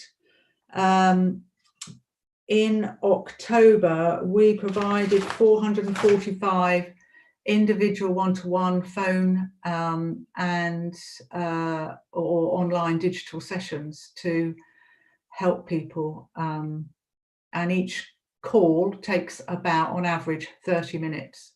So that's a lot of time and a lot of effort by the team. Now, in terms of the impact, so moving to the next slide, please. In terms of the impact that we've seen on COVID, I've broken it into three areas: clients, partnerships, and team. So if we look at the clients, in a very, very generalized statement, mental health, number one, whether that can be from anxiety to very serious mental health conditions. The clients with very complex needs, all but one have regressed during COVID in their behaviours and take an inordinate amount of time just trying to manage them and trying to help them move forward positively. That also involves quite a lot of partnership work from police and iAccess and others. Generally, we find people are desperately worried. Debt, we've heard that all the way through this evening, common theme. That is regrettably not going to go away. And people are having to make choices of how they spend their money. Do they pay the rent or do they put food on the table? And so we get calls. We had one, I think it was last Friday, from a family on Old Dean. They didn't have any food for the weekend. So one of our volunteers who is trained in the right way to behave, etc., very kindly agreed to drop off a food parcel to them. We find relationship breakdowns and domestic abuse is on the up. And we have 2 clients currently with who have no recourse to public funds. One because they've been a long-term resident prior to their visa expiring and they're waiting for an outcome, and that's been 8 months already. And we have another who is a homeless homeowner. And we had a similar situation yes, it was 2 years ago, and it took until December 2019 for his matrimonial home to be sold and the assets split so that he could then actually buy somewhere else to live. And in that time, he was homeless, sleeping in the bus shelter on the A30 largely. And so this is a personal thing of mine. There are people with no recourse to public funds and would otherwise be destitute if it wasn't for, us providing with the basics of food, clothing, and giving them vouchers and anything else that we possibly can. And from time to time, we're able to get a benevolent grant to put a roof over their head. And one of the partnerships we've developed this year is actually becoming a partnership of British Red Cross, where for a limited time, it's about 12 weeks, people who are genuinely destitute can have access to a small amount of money. It's £120 a month, which is given to them on a card, and we take them through that qualifying process, and then British Red Cross are able to release the funds via us. Unemployment, we've heard that all evening. So what we're seeing is increased poverty, and it's a sad situation generally. However, I should also say that on the positive side, the clients that were homeless at the beginning of lockdown, the first lockdown, and were supported into housing, many of them have subsequently moved into a permanent home through intense support, and a few of them have actually been employed, and a couple are volunteering with us. So that there is definitely some positives that has come out of it, particularly people that said that have come to the point of wanting to use the situation to ensure they don't go further downhill, but to climb out of it. And so that's encouraging, but generally it's quite a tough outlook, being honest. But in terms of partnerships and team, I absolutely have to commend. I have to commend the community across Surrey Heath and surrounding areas.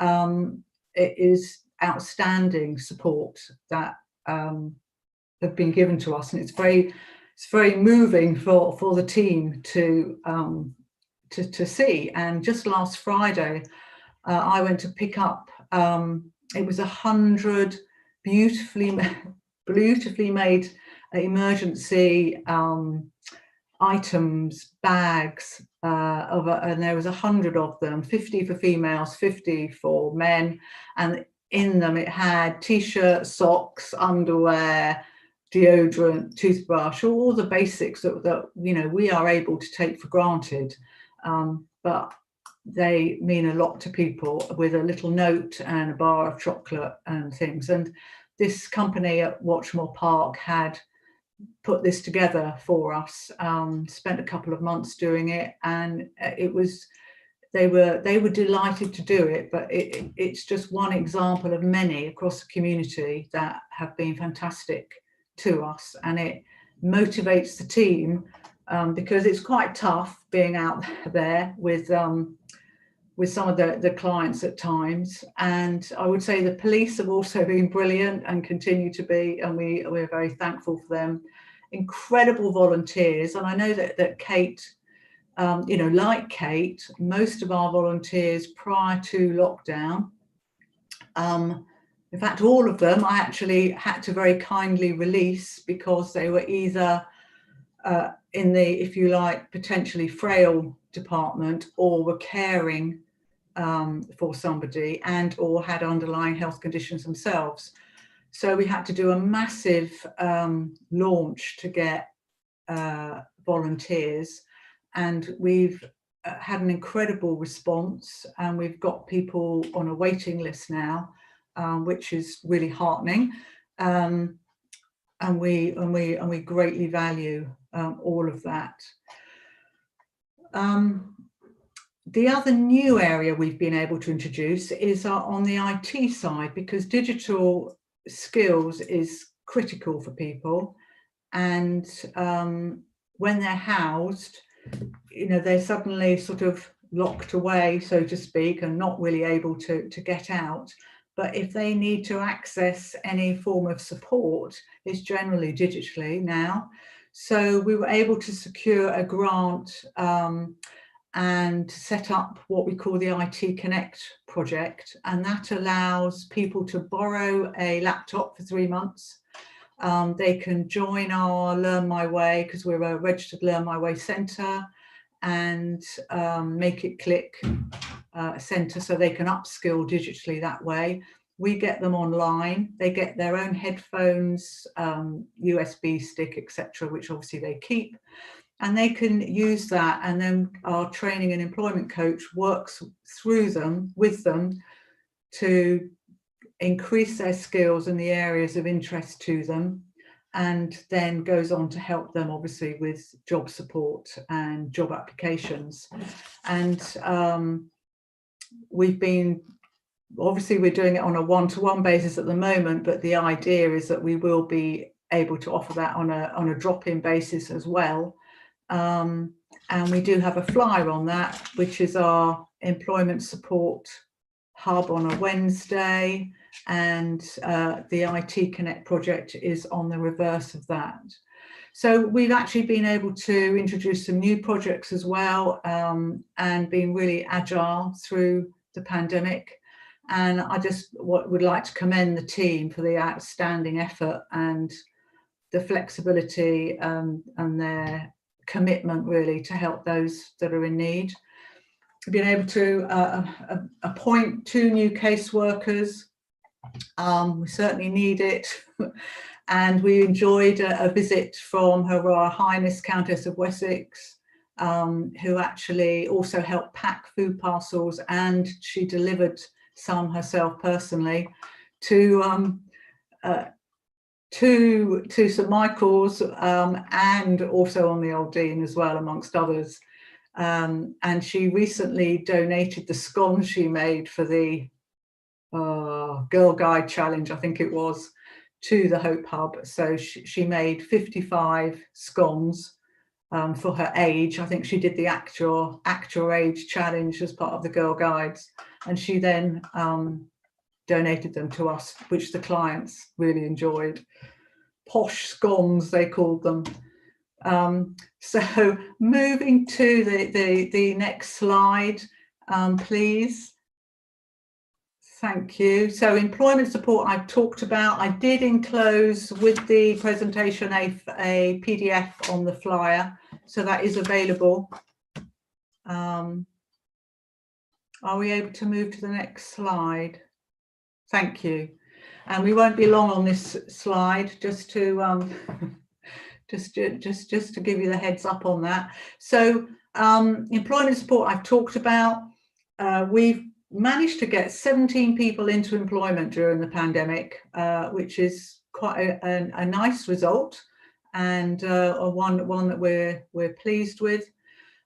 In terms of our ongoing service delivery, obviously we'll be adapting to government guidelines, and we're really keen to reintroduce our programmes as soon as we can.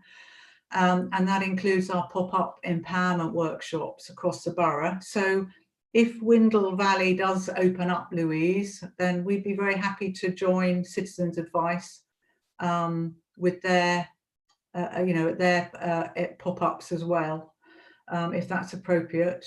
And then the picture on the right here just shows a client who was homeless during the pandemic. He's now housed. He's now on the IT Connect project. And this is Linda, our training and employment coach, just helping him set up his laptop, which he's going to take away and borrow and do the digital training. And he also comes in now and he volunteers, he clears the leaves for us. And last week he was washing down all the paintwork for us and just generally volunteering. So it's very, it's great to see, and he really enjoys it too. If we could move to the next slide, please. Thank you. So in terms of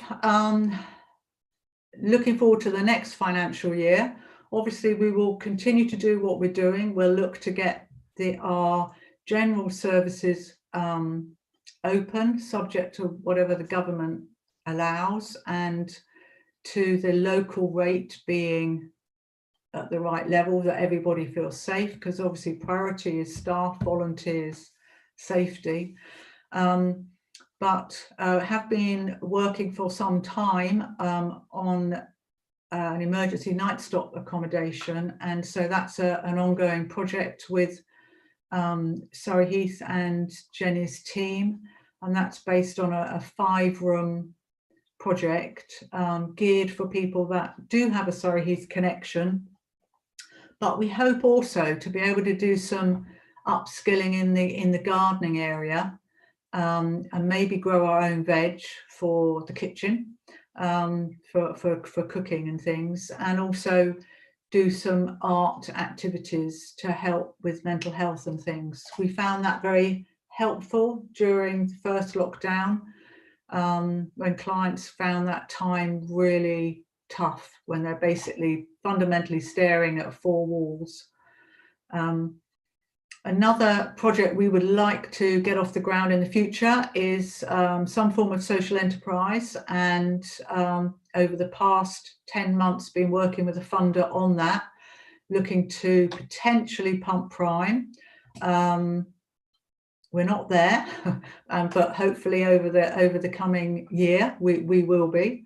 And we'll also be providing training, qualifications and employment for that through the clients, or any particular client that may be referred, perhaps through Accent or Citizen Advice. And the aim with that particular project is that it becomes self-funding from year 2. And then this is my little shout out for the things which just don't seem right in this world, which is people who are trafficked and they don't have recourse to public funds. So they're destitute. The homeless homeowner, is that right? I struggle with that one. And I struggle with people waiting for visa status and they've been in the country for 12, 15 years. Eviction through debt, depends on the debt, but they often don't have recourse to public funds. Or those that are escaping domestic abuse, or they cannot yet prove their local connection. So all of those reasons exclude people potentially from being able to access accommodation. So my shout out is for a Little Hope house that will take those people, and we will continue to do what we can to support them, anyone that falls into that category. Meanwhile, if we can move to the next slide, please. Thank you. So this is just summarises really just some of our partnership working, which is absolutely critical. So we obviously work with Accent and Rob and all of his team, with Kate and all of her team. Obviously across Surrey Heath we work, the Police and Crime Commissioner, so we have a contract with them. We work with all the statutory bodies. With NHS recently we did we helped to organise a hepatitis C testing, which was done in the Knoll Road car park. And we also referring homeless people to get flu jabs at the earliest opportunity to try and raise protection. We work with all of the agencies and community organisations across the borough and outside of. We obviously have a high obligation to meet our trust and funders requirements, and we do a lot of work in that area, helping them to be aware of what we do, but also we have to ensure that we can respond and meet the requirements of their funding guidelines and accurately evidence what we do. But our goal is always to remain agile and only deliver services that are really needed. So if we find in a year or 2 years or 3 years time that a service that we deliver is no longer needed, then we won't be delivering it. And we always work to deliver our projects on time and on budget. And we know that we offer a value for money service. And our volunteers, I think last year, so we work on average on a 10 to 15 volunteers a year. And if you just take the national living wage, our volunteers contribute at least 25k a year, which is, you know, very valuable to a charity operating. Could you move to the next slide, please? Thank you, Kirsty. So I just thought this would be helpful. It's just a few little quotes from clients, all very recently. And at the bottom, some of the images, we have a welcome to your new home card. So every client that gets housed, we all sign a card and write a little personalised message. We were able to give out the Community Heroes certificates that Surrey Heath kindly produced, and I know that was largely for the big food, the main food parcel operation that operated from High Cross. But it was very nice that our volunteers too were recognised as part of that. The third picture just shows some of the activities that we do. So we send out menus, we do puzzle books, brain teasers. Morrison's donated a whole load of reading books for us to give out from their stock, and clients have really enjoyed those during these times. And then lastly is just showing our little gazebo, so you can have it all enclosed, or you can have it just with the sides off. And that's where clients enjoy their meals at the moment, and one-to-ones are either done in there or on the bench or standing outside with or without umbrellas for many months. And so the last slide really is just to close off and to say thank you for inviting me to talk to you this evening, and really appreciate the support that the Hope Hub has received from Surrey Heath and the councillors during the course of this year, and obviously welcome any questions. Thank you, Mags, for a very informative presentation. And I just want to say, firstly, I'm very, very supportive of the work that you do, and I'm pretty sure everyone does. It's pretty incredible, the work that you and your team do. Just one comment from me quickly is with regards to the Hope House, and I think that's a really good idea. I don't know if you've seen that Surrey County Council currently has their community fund proposal. I was wondering if that's something you could look at as an idea to essentially get some funding, because obviously the fund is looking for projects that they can that can be developed, but then can be taken on by an organisation such as yourself. I was wondering if that's something you might be willing to have a look at. Yeah, that's very interesting you mentioned that, actually, because I did wonder about that and whether that was a possibility, if it wasn't going to be, obviously, not to become political about it.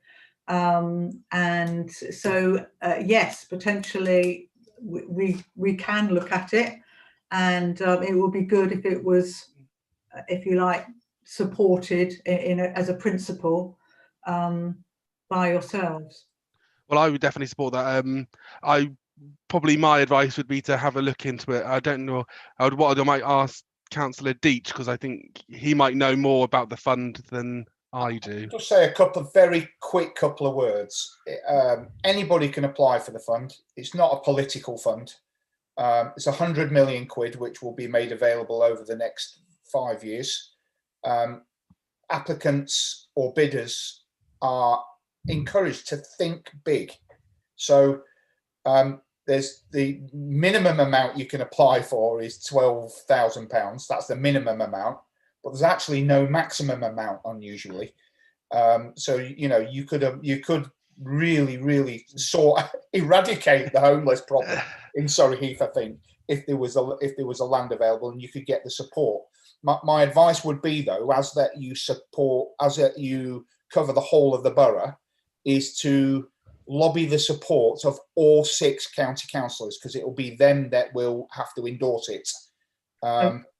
So yeah, and I can pledge you publicly live on YouTube right now my support for that. So yeah, do apply, and thanks for raising that, Morgan. Yeah, no, thank you, and thanks, Mags. Councillor White, please.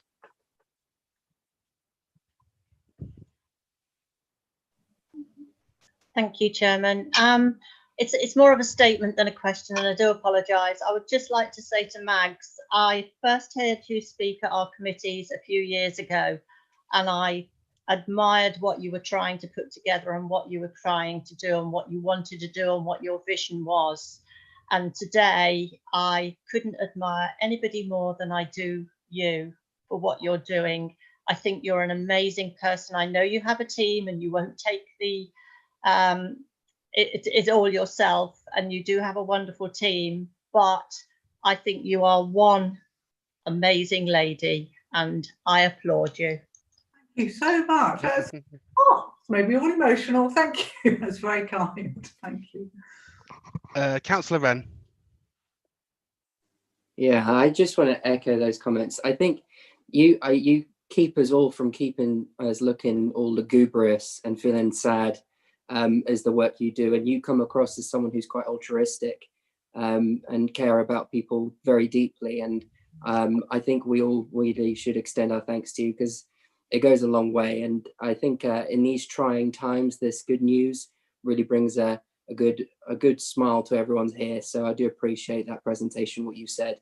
And it is quite an emotional story. I mean, describing all the situations that you come across, especially around the trafficking, around, all these different people that are desperately needing help. And I think what's really sad is you're the one group that we want to come and see very low numbers.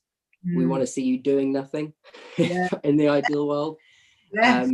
And unfortunately, that's not the case. And I think we're all seeing that your numbers are possibly going to be increasing over the next year or so.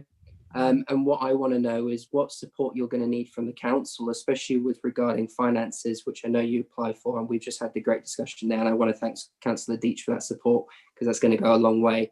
but also resources. I think, like Kate's mentioned, with citizens' advice, is all well and good, you know, having the funding, but if you haven't got the people there to help them, that goes a long way as well. And I know you've got a fantastic team there, but if you can broaden that team, that would be all the better. So if you want to give us, whether, you know, a shout out for any help that you need, then please do, but also what you're going to need going forward as you prepare for potentially higher cases of people that need our help. Thank you. Yes, well, just starting to look for 2 more roles actually.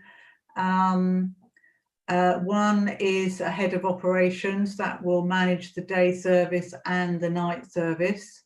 So looking to put that in place, and also a project officer to work alongside me primarily on the other fundraising and strategic development of the charity.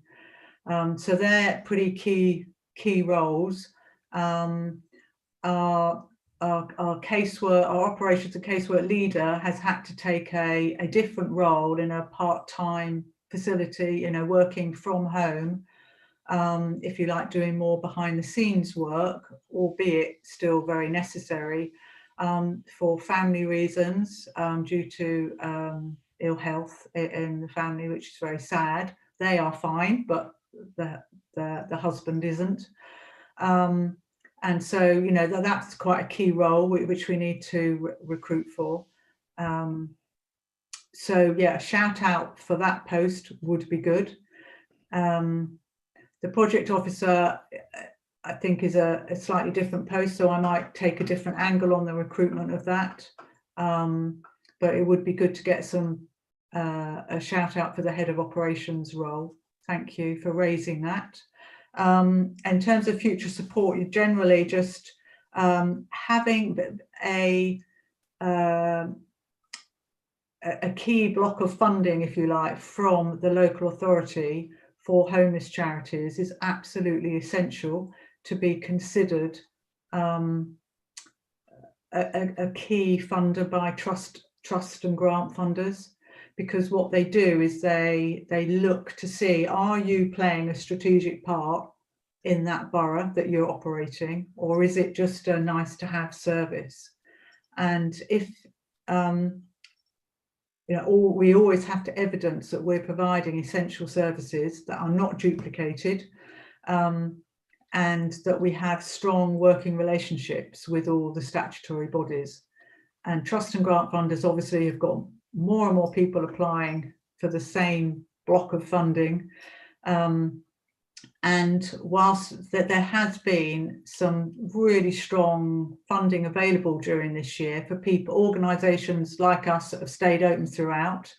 So we have had a good year. We will finish strong, which is fantastic. But what it will look like in 18 months, don't know. And 2 years, don't know. And I think trust and grant, I think the charity sector going forward in 18 months onwards, there'll probably be some fallout in the charities that perhaps don't have a 6 months reserves, at a guess. So I've just got a couple more questions that people have asked me. So Councillor Croak first. Hi Mags, I just wanted to say fantastic work. I can't thank you enough for everything that you do for the borough. It's incredible. You and your team, we couldn't do it without you. I wanted to offer my support over Christmas. If you're doing any events and you need handing out, making teas, coffees, whatever you need, give me a shout. I'd love to come down and help dish that out. I just wanted to ask a question. Do you actually do legacy or memory funding at all? Not officially, no. Okay. There was one client that did sadly die during this year, and one last year as well. And at their funeral, the family chose to do a charity donation to us, but we don't have a legacy. I'm just thinking maybe that's something we could look at with the charity going forward, because I am sure there are residents out in the borough that would, you know, quite happily leave some money in a legacy for the Hope Hub. Thank you. Councillor Garrett. Thank you, Chair, and I will be brief because I'm conscious of the time. Mags, just reiterating what everybody else says, I don't know what we do without you, to be perfectly honest with you. Just a quick question. I'm conscious that this time of year, people are still looking to donate things. Even the year we've had, people are donating things. I see it up here quite a lot. So, and I know there's some stuff, when I saw you before, you get inundated with the same thing. So my question to you is, not necessarily to be supplied to us now, a list of what you're actually looking for at the moment, not because I know people always give you shampoos and soaps and stuff like that, but if there's anything you particularly need that we can share with our residents to say, look, if you wanted to donate something, these are the sort of things we're after. Lovely, thank you. Off the top of my head, I would say Primark vouchers, and we give them out during the course of the year. We've got one person doing a crowdfund for us for Greg's vouchers again, and they raised enough last Christmas, and we've just given out the last. And it's just amazing. But we do, so Primark is brilliant because quite often we haven't got the right size leggings for, you know, somebody and things, and it stops them being spent on the wrong thing. Good idea. Louise, then I'm going to come in with mine. Louise. It was very quick. It was just, firstly, Mags, I note the point you made about Windle Valley. Yeah, I will add that to this when I make the email, send the email asking about the pop-up. And secondly, if we can be of any help with just advice around recruitment again. I don't know if you've used this before, to be fair. But again, I'm just sending an email to my HR manager just to say that if you do need that help, Mags, just let us know, and if we can help publicise anything like that just to get it out wider, then again, just let us know. Yes, thank you, definitely. I was just going to say that's kind of one of the things I was going to raise, Louise. Is I'm wondering if there's something that the council can do in terms of HR is to kind of engage with external partners to offer on. It's very different, like, as not do the recruitment for them, but to offer a service of promotion of recruitment. I was wondering if that's something that we could do in terms of, I was wondering, is that something we could look at? Yeah, I am actually an HR professional. That is my trade. So just because I know I do lots of different things, but so I'm always happy to have a quick conversation, but I have just emailed my HR manager, and absolutely, yeah, we can obviously try and offer that support. Right. I'll Councillor, when I come to you in a minute, just a quick question. Just from your client numbers, Mags, what's the split that you have between a link to Surrey Heath? Have you got that information? Oh, yeah, it's about 90, at least 90% Surrey Heath. At least. Lovely. And my other question is, with your food parcels, are you still working with Waitrose in Yateley, or are you working with Beeson? We have donations from far and wide. And so Waitrose Bagshot, Waitrose Yateley, Morrison's Fleet, Hart Food Bank Fleet, St John's Church, Hartley Whitney. So they're all pretty much weekly. Yeah. And then occasionally Beeson, but we find at the moment we don't need to go to them, so we try not to, because we know that they're in demand as well. And we have been incredibly fortunate with the food donations, and we've also got a Waitrose Bagshot have also allocated us a fresh food allowance each week as well, for the meals. So it's amazing. It's just really, really good. Councillor Wren, and then I think I'm going to move on after that. So Councillor Wren. Yeah, it was just a very quick question. Councillor Garrett asked a very good question just a second ago, and it jolted my memory. I remember a couple of years back, I was did some charity work for Shelter, and one of the things that we did was we popped into the Greggs and said, have you got any food that you're going to waste or throw into bin? And there's a shocking amount of food that goes to waste on those days that is edible to anyone. And I was just wondering what can be done with the local shops that we have in Camberley that would otherwise just be throwing those foods to waste that we could actually be using. I don't know if those communications we had before. Yes, we do, and we do take some from various, but there's a limit to then how much you can store, and so and even though people might really like Greggs sausage rolls, there's a limit to how many they actually want to take away with them. So we have to always balance it with what can we store safely, and quite often if they do want to get rid of fresh food, they want to get rid of it in droves, and we don't need the volumes, so yeah. No, thank you very much. No, it must be a very difficult balancing act. So thank you very much, Mags. Thank you very much for your presentation, and thank you for all the work that you are doing, that you continue to do. I follow you quite closely on social media, and it's really, really impressive, the work that you do, and the work that, considering the situation that we find ourselves in with the lockdown and coronavirus, the work that you are able to do is really, really impressive. So do give yourself a good pat on the back, please. You deserve it. Thank you very much, Mags. Thank you very much. Thank you. Thank you. So we're now going to move on to our last presentation, which is Gemma Johnson and sorry, I have the name. Gemma Johnson and Jane De La Rosa. Sorry, I do apologise. From Catalyst. Thank you for being so patient. So I'm going to hand over to you now. Thank you very much. We'll do it as a bit of a two-hander. But first of all, I just wanted to say, after Mags's presentation, not sure quite how we follow that. We're talking about something which is very dear to our heart, but I've just been really amazed and impressed by what I've heard this evening. So thank you for that. So we will be talking about the Welcome Wizards and the other work that we do.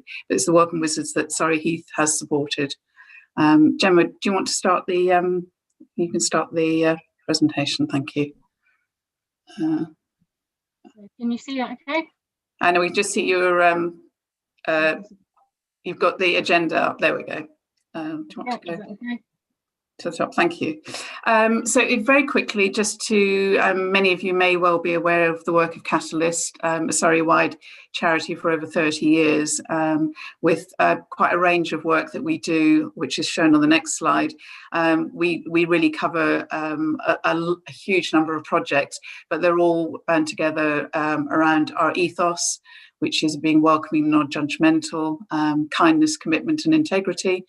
But we have a core of work in drug and alcohol. We work with iAccess, who I've heard mentioned here this evening, and we provide substance misuse counselling and various outreach services. Plus, we have a very large mental health and wellbeing portfolio, I suppose you would say, the largest of which is our community connections work that we do across the northwest and the southwest of Surrey. And Community Connections is there to provide mental health and emotional wellbeing support for people in need. It's an adults-only service. We have been involved with it for well over 8 years now. And like all our services, they are open for referrals, and they're free for individuals. We've got a particularly warm space in our heart for Surrey Heath. We have an office based in London Road, which houses our workers for there, and also our social enterprise called Alpha. And I might talk a little bit more about them at the end. But what we're really here to talk about is the range of work and leading into where the funding that you have given us has gone. So all of our work, we do one-to-one work, we do group work, we work with people across a whole range of issues, many of which I think have been touched upon in other people's presentations this evening. So anxiety, depression, loneliness and isolation, people with dual diagnosis, mental health and substance misuse issues, and indeed our work with iAccess. But Community Connections and the Wellbeing Service, we have a great many things, but one of the things that we have always been involved with are groups and activities.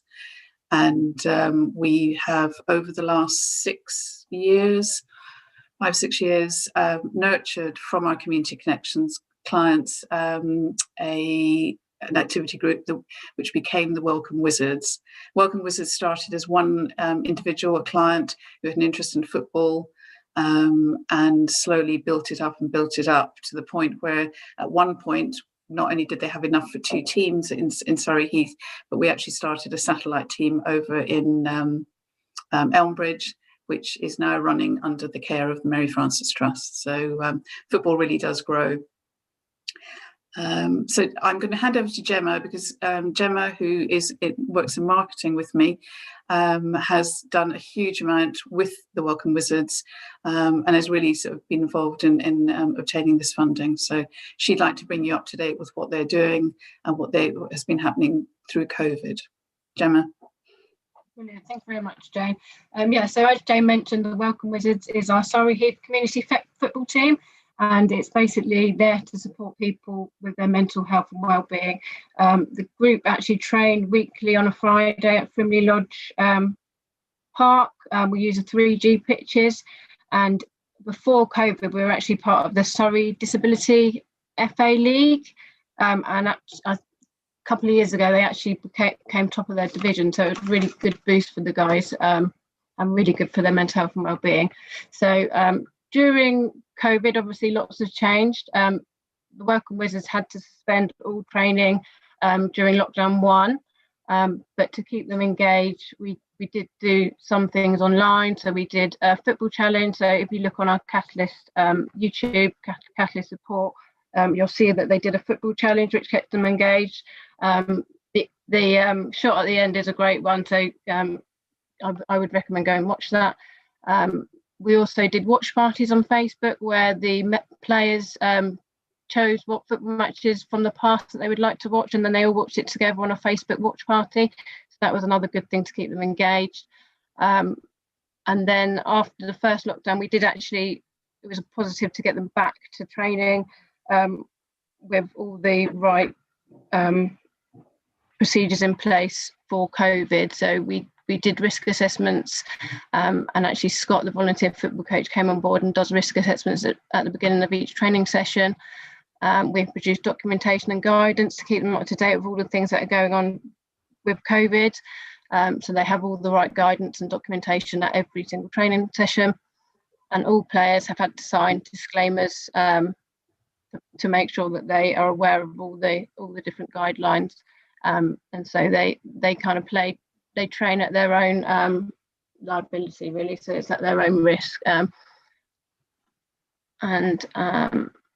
Yeah, so going back was a real positive for them. They actually thanked me for getting them back to training with getting a t-shirt. So I'm now an initiated Welcome Wizard. I have my own yellow t-shirt with my name on it. As I say, that was a real positive for me, and it was quite an overwhelming experience to get that from them. So that just goes to show just how much the guys appreciated getting back to football after the first lockdown. Unfortunately, we didn't get them back during the second lockdown, so they've had to shut down again, but we are getting them back this Friday. So they are due to come back this Friday again with all the COVID regulations in place. And sorry, my kids are calling me in the background. Just if you want to scroll on, Gemma, I can pick up if you. No, it's fine. I just lost track because I could hear Jake calling me. Sorry. Okay. So yeah, so that was a real positive. So yeah, so they're all so after this lockdown on Friday, they're due to go back, and actually it's a bit more stable going forward, because now with all the mental health provisions we can actually continue, hopefully, and it doesn't affect the different tiers. So far since April, we have supported 22 people. Of the 22, 16 have been from Surrey Heath, 5 from Hampshire and 1 from Woking.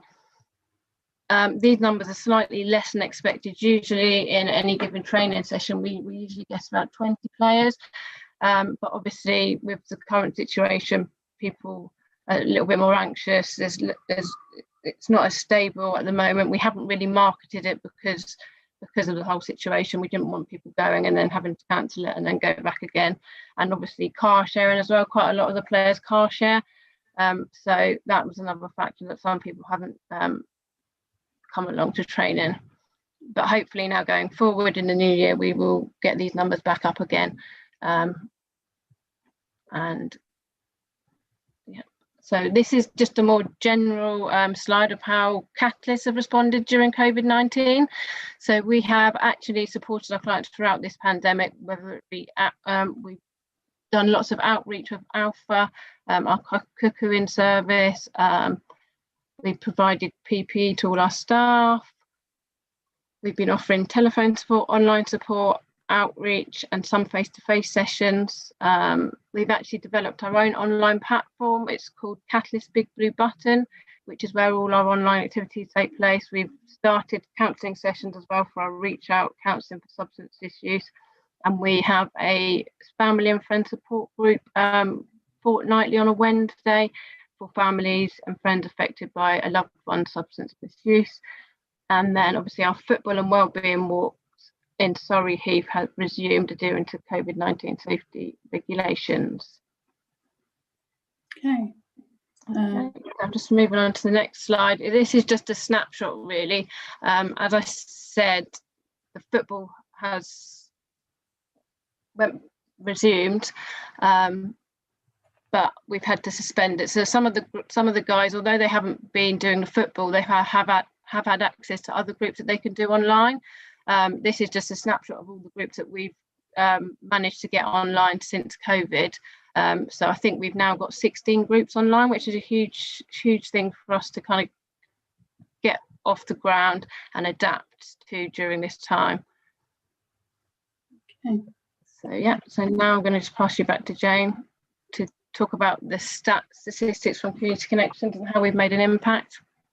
Well, thank you, Gemma. I really just wanted to just show some things. One of the many things we're involved in, as some of you may know, are mental health out of hours crisis services, so safe havens, for example, and not surprisingly, safe havens, we're involved with Aldershot, which is probably one of the nearer ones to yourselves, and the Guildford and Woking one. We have seen an enormous uptick in people not so much accessing them physically because of all the difficulties that people have in moving around during lockdown, but there are virtual facilities now in safe havens as well. And I think somebody else referred to agility. In these very, very demanding times for an organisation like ourselves with so many services, most of which, well, they're all people-centred, and most of them were face-to-face, involved that contact. We've moved really swiftly to be able to provide most of our services either through digital online means, telephone. We've talked about the Big Blue Button platform, but not forgetting that we have actually kept a lot of our face-to-face services going. We work, particularly in Guildford area, we work with the homeless outreach team. We have a substance misuse outreach worker. Gemma mentioned the cuckooing team. We're the only people in Surrey providing cuckooing support for victims of cuckooing. We work alongside the police with that one, and that's been the numbers of cuckooing cases has really risen dramatically through COVID. And we also work in something called the Complex High Impact Drinkers project, CHI, and again they are still seeing people face to face. and are out in the community and working with the hardest to reach. So although it's been a very difficult and challenging time, I think we feel as a charity, and many others do as well, that it's actually forced us to up our game and be much more flexible about what we're going to offer. And I would say that in terms of our work for the future, we've learned a lot of lessons that we'll be putting into place around that. And then just one last thing to come back to the Welcome Wizards to draw that together. The team really, the difference that playing in that team has made to the individuals over the last few years has absolutely been phenomenal. It's actually we've witnessed people change, grow, and develop. And move a long way. So it might just be football, but actually for the individuals and those who live in Surrey Heath, it's been transformational. And that's the work that we want to keep on doing. And we're very, very grateful for the support of Surrey Heath Borough Council. And to say we like having a base in Surrey Heath as well. And look forward to doing more things in the future. So if anybody has any questions, we did have a small video to show, but it may be given the time of evening that perhaps people would rather ask some questions. Thank you, Jane, and thank you, Gemma. And I know, as you said at the beginning of your presentation, that following Mags was a bit difficult, but I would say that the work that you've been doing is really, really important and really, really vital. And I was really, really impressed when I was looking into the Welcome Wizards and to Catalyst, the work that you do. So really well done on the work that you are doing. Thank you. You're very welcome. Have we got any questions? Councillor Deach? Thank you. And thank you both for your presentations. Fascinating. And just goes to show you, I mean, every single week I'm never surprised that I always find another organisation, charity, community group, voluntary organisation that I've never heard of, and you're one of them, I'm ashamed to say. I'd never heard of Welcome Wizards, never heard of the overarching charity. So I think that, first of all, thank you for everything you do on behalf of our residents. Secondly, it seems like you're already getting some support from the council. You've had a financial grant from the council, which is great. But if there's anything else that we can do as a council and councillors, don't want to speak for my colleagues, but I'm sure they'll support me in saying, reach out to us individually, see if there's anything at all we can do to support you. I am sure, as every councillor here will have experienced some residents who, as a result of COVID, that mental health has been something that has been amplified and put in front of us. That if we weren't aware of it before, we certainly are now. It's received, and quite rightly so, national media attention. So I'd like to firstly offer my support, anything I can do to assist you. But I would also, you mentioned earlier, Jane, about we've all had to up our games, as a result of this crisis, and probably step outside of our comfort zones in a lot of respects. I would perhaps just gently encourage you to up your game in terms of communication and engagement with the community, so that they are aware of what it is that you do, because I'm pretty certain, apart from a community fundraising point of view, you could take control of your own destiny as far as that's concerned. But also, I'm sure there are plenty of residents who would love to benefit from your services. So thank you very much. Thank you. And point well made. We have sometimes been described as one of Surrey's best kept secrets, which is not necessarily a good thing. It has some indications around that sometimes people don't find us until they need us. But yes, we do try and get the message out there, and make sure that referrals come in, that people know there's no wrong route into referral. We've got a central telephone number. We've got materials which have just been revamped and updated, and there is a bit of a community connections marketing campaign. about to get underway. So I guarantee, and I make that promise to all of you, that you will definitely see and hear more. But really, the main message for all the services, but particularly the mental health and wellbeing, is that it's open. People can refer themselves. They do not have to be referred by another organisation or a GP or anything like that. It's a very simple process to do that. Thank you very much. Councillor Wren. Thank you. Yeah, I completely agree with Councillor Deitch. Actually, I must confess, I hadn't heard of you either. So definitely keep up or try and get your name out there, because I think mental health is going to become a massive issue and is definitely a growing one. I remember speaking with Nicola, who works at the NHS Surrey Clinical Commissioning Group. She raised at the time how mental health was a big concern of hers, especially waiting times and the massive need that's going to be happening. Especially with the economic crisis and the fact that people are away from their friends and family. And I'm just curious to know what, ongoing support you're expected to have, but also what the situation you have in terms of waiting times or people trying to reach out to you and you may not have the right number of resources to support those people. Thank you. Well, yes, I mean, not surprisingly, referrals and inquiries have been growing and growing and growing. I think there was an interesting period as we went into the first lockdown where actually things died away and got very quiet, which was concerning across all our services, but was replicated by many other organisations. I think people were in shock, and there was a stunned period, but we are very aware that there's a backlog and people are coming forward more and more and more. In terms of waiting times, we can be very, very quick with people. If people do call us, they get to speak to a human being, they get somebody who will make an appointment either to talk to them online or by phone. So the waiting times are really very, very short. And everybody doesn't get the same service. It's very much according to need. And if we're not the right service, then we work with people to obviously link them in or signpost them to other services. So I would say yes. However, we are funded in the Community Connections contract through the clinical commissioning groups and Surrey County Council. And they are very, very aware of what, a tidal wave may be coming down the line. So we are in discussions with them about how we can get more resource to be able to have more bodies on the ground. But yeah, I mean, certainly the use of digital technology means that we can deliver a lot more with similar number of people.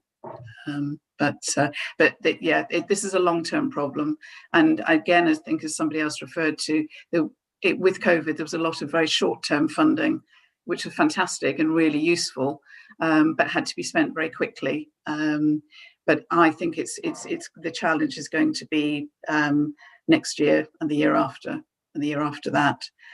Because the other thing is, I think we're all aware that particularly with commission funding, a lot of the money that the Chancellor has been very quick and rightly to provide to the country will eventually have to come back from somewhere. So I think we're alive to the fact that funding may actually contract in the longer term. So we need to, like many charities, balance our portfolio, do our own fundraising, and look at multiple ways to keep the services going.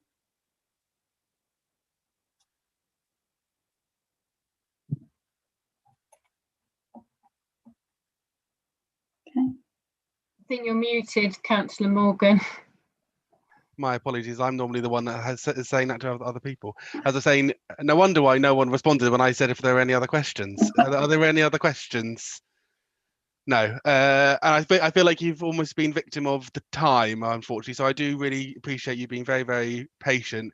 And thank you very much for your presentation. And I'm looking forward to seeing the Welcome Wizards doing well, and that your organisation is doing well as well. So thank you very much, both of you, for Jane and Gemma, for coming along. Thank you.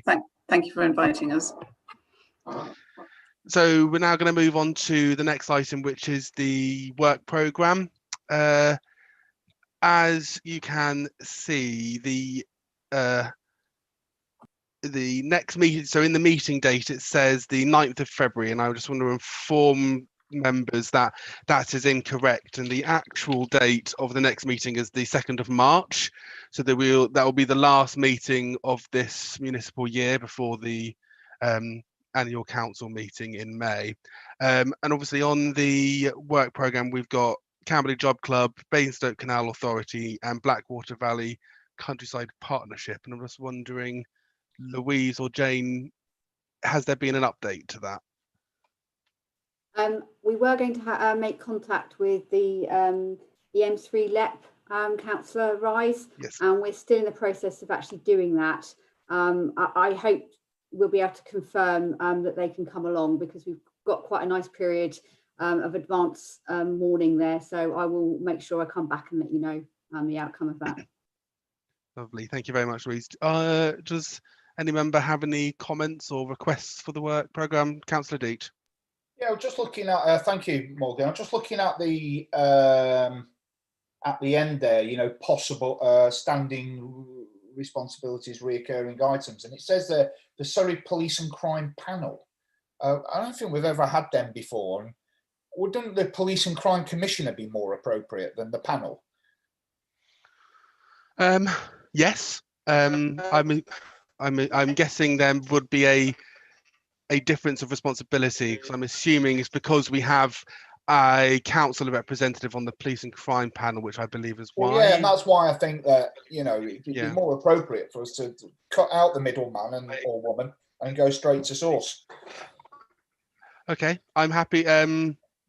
Louise or Jane, could you take that on to see if what's appropriate? And I'm suspecting that we probably wouldn't. We have to wait until after the Police and Crime Commissioner election, which is in May. So I'm wondering if we could potentially invite the newly elected Police and Crime Commissioner yeah, that makes sense. After May, after the election next year. Mm-hmm. Yes, Chair, I'll make sure that we pick that up again, and I appreciate Mrs. Scott will, I'm sure, made a minute of that, so we'll ensure that we follow that up. Thank you very much. Thank you. And I'm just wondering, as a part of that, if we are having the Police and Crime Commissioner come, if it might be worth having the councillor representative at the Police and Crime panel also come to the meeting as well. That meeting to see might be worth having everyone. Yep, we'll have a look at that again, Chair, to make sure that we look into that for you. Any other comments, questions, thoughts? No, lovely. So I'm going to bring the meeting to a close. Am I getting a bit of feedback? I think it might be Jane trying to speak again. I think she might be having problems again. So, but I think everything's okay. I think we've covered everything off, Chair. Yeah, lovely, thank you. So I'm going to close the meeting off and just remind everyone that the next meeting is 2nd of March. Is that? Yeah, 2nd of March. So thank you very much, everybody. And thank you for being patient. Thank you. Good night.